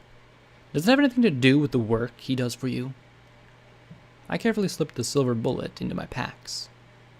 10 minutes later, Thrush returned. She looked at Oil Can. So did she? Leave the boat? Sure, Oil Can said with a smile. Tarboot started to grin. But not explore or help any pony. Her friend decided to administer a little law enforcement, so she jumped out to haul her back in. Then Oil Can looked at me with a disturbing little smile. After shooting her in the head, repeatedly. It takes a lot to get my attention, Rampage replied. The pair looked at each other. Huh. Well, I bet she'd leave to help some pony. You bet she'd explore. Oil Can said she'd wander off being bored. Damn. Guess none of us win. Wait. You bet I'd leave the boat anyway after telling me not to? I said sharply, feeling slightly hurt. Of course we did, she said as Tarboots passed the box to Oil Can. Her lips split into a grin. You don't think I'd stay put if some pony told me not to, do you? I wanted to cry. I tried to be good and stay put. I had. Was I really that predictable? From the smirks? Yes. Yes, I was. We were leaving Flotsam, and the Fork behind, heading north. I admit I was glad to be putting some distance between me and the core. The east side of the city was full of industrial ruins rather than residential. A number of large rusting tanks and containers rose from the crumbling buildings like fungus. Like the west side, most of the factories bore black charred marks from the immense flames. Boom Inc. rose over the largest container, spelled out on smokestacks that looked like large sticks of dynamite. I could only imagine that fire when the city went up.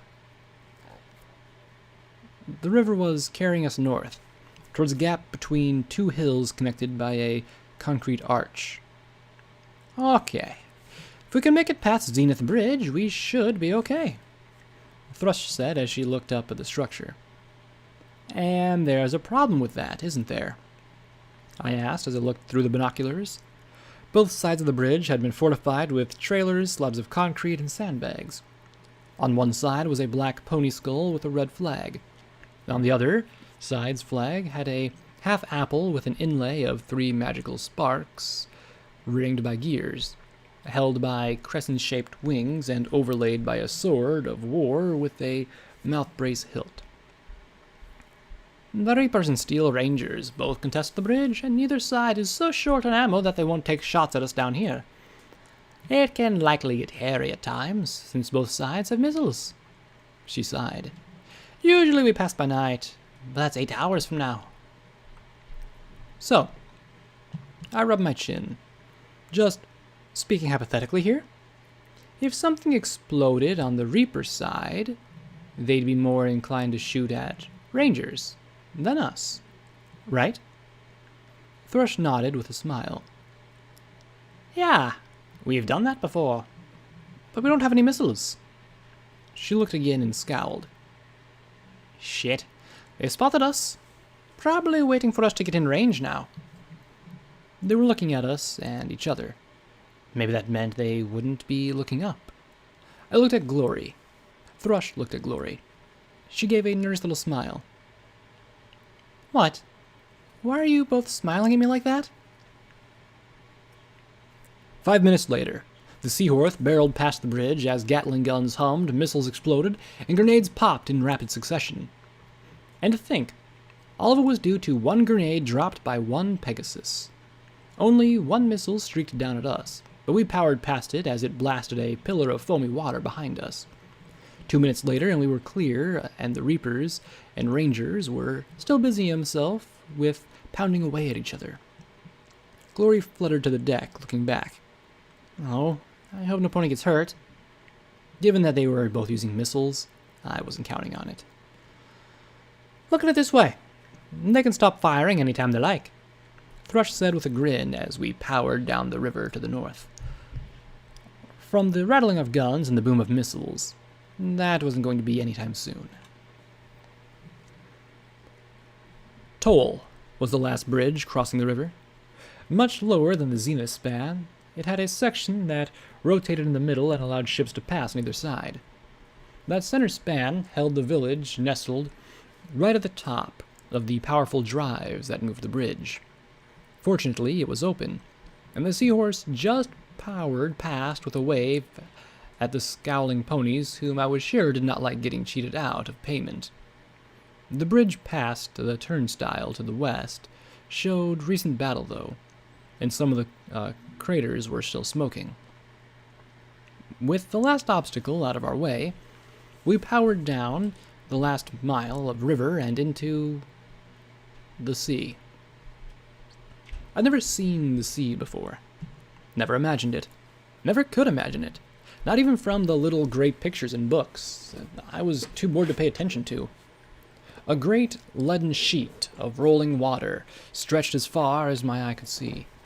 Half of it was obstructed by a port to the east, but my eyes stared out further and further till my gaze reached the horizon. Far off, I could see strips of blue. Suddenly, I didn't want to stop. I wanted to ask Thrush to continue on out into the great open emptiness and to get away from the nightmare that was Hoofington. I wanted to leave it all behind for good. Cards shuffled in my mind, then I let out a long sigh as I looked to the west at the large hills over the sea. I couldn't go, no matter how much I wanted to, and it didn't matter if I wanted to go somewhere else. Thrush's father had been lost to pirates. The wasteland was more than just Equestria. It was the entire world. There was no getting away from it. "What's that?" P-21 asked as he pointed to the east towards the largest damn ship I could have ever imagined. It was tied up to a pier, but listed somewhat to the side. It had turrets mounted on the biggest damn guns that I could ever imagine. They looked like they were larger than the Seahorse. "Her Majesty's ship, Celestia. They call it a battleship. Guess what it was for?" Thrush said with a snort. "It's enormous." P-21 gushed.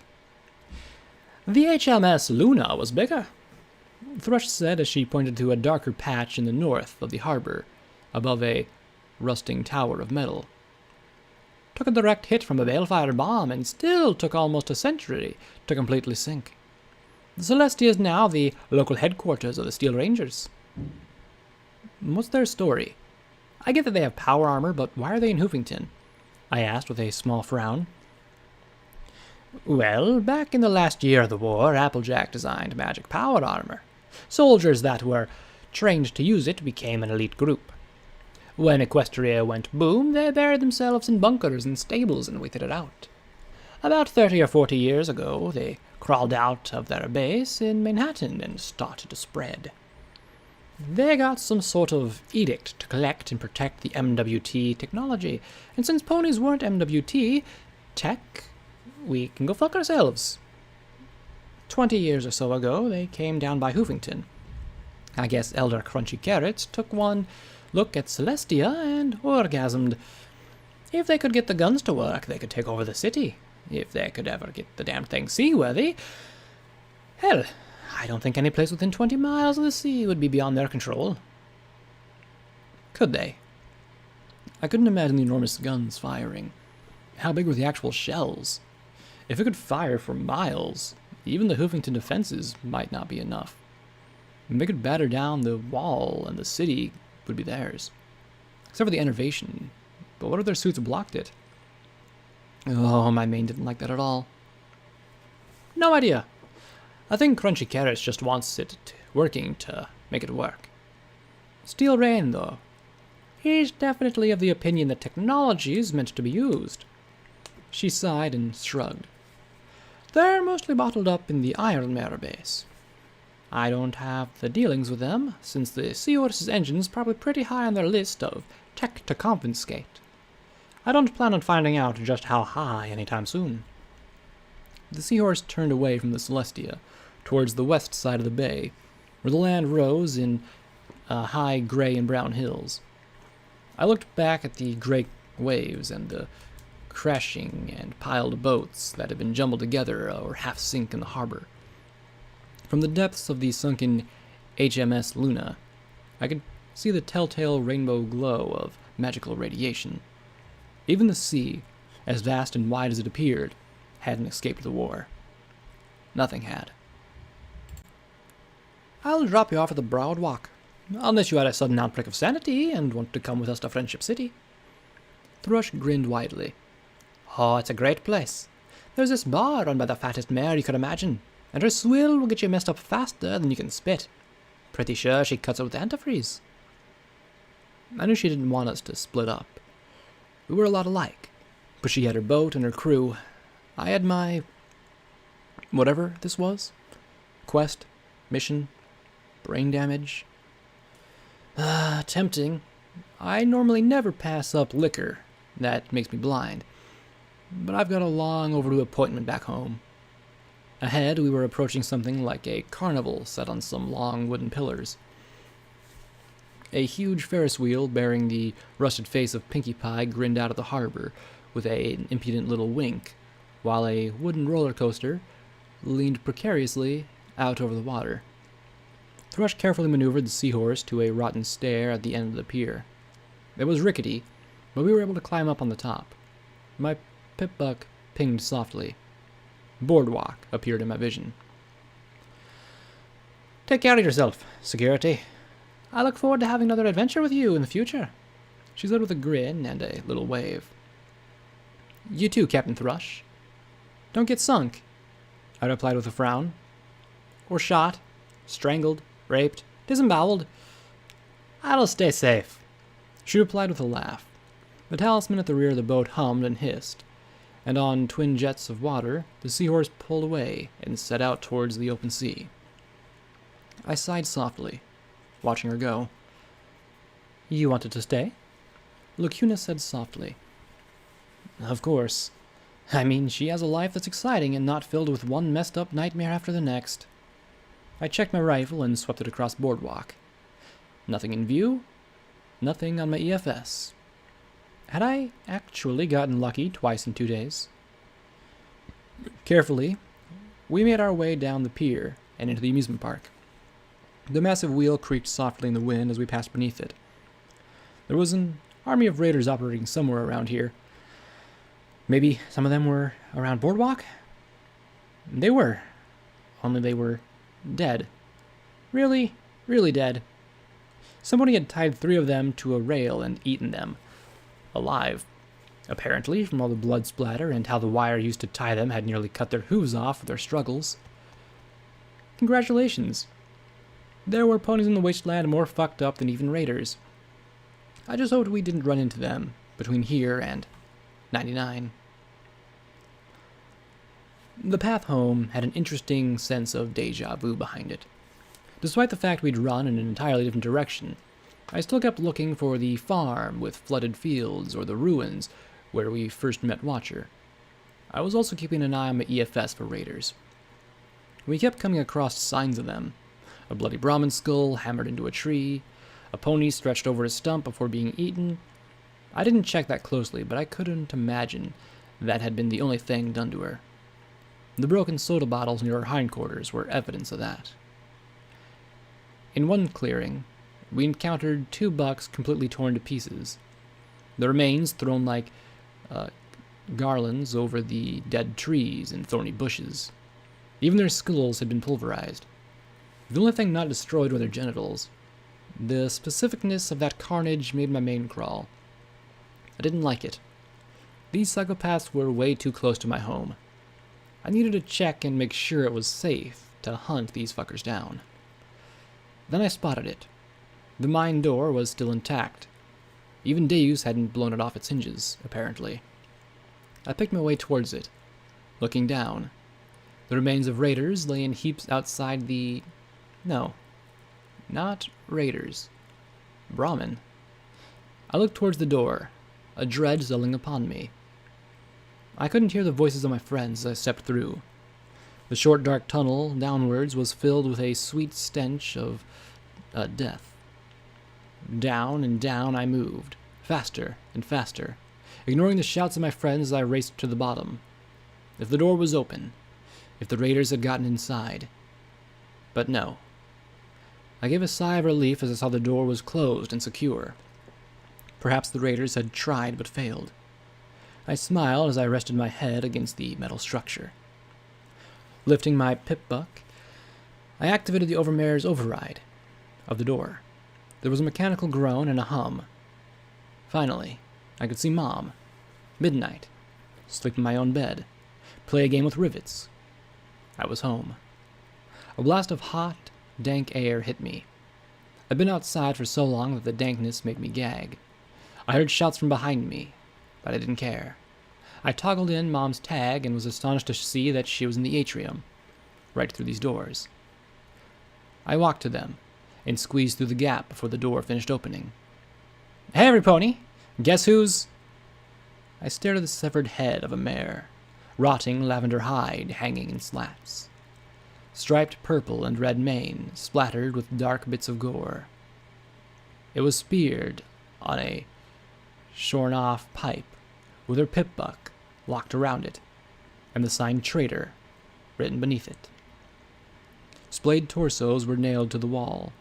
Guts and entrails dangled from the overhead rails like streamers. The black-brown stain of blood covered every wall, and from the halls off the stable came a low, mad giggling. A hiss crackled over the speaker, and I heard the Overmare's voice. "Welcome home, Blackjack! We missed you!" Her mocking giggle rose higher and higher as I began to scream. The Raider army was Stable 99. Footnote. Level up. New perk added. Light Trot. You are agile, lucky, and always careful. Or maybe you just mastered the art of self-evitation. Either way, you never set off landmines or flower-based traps.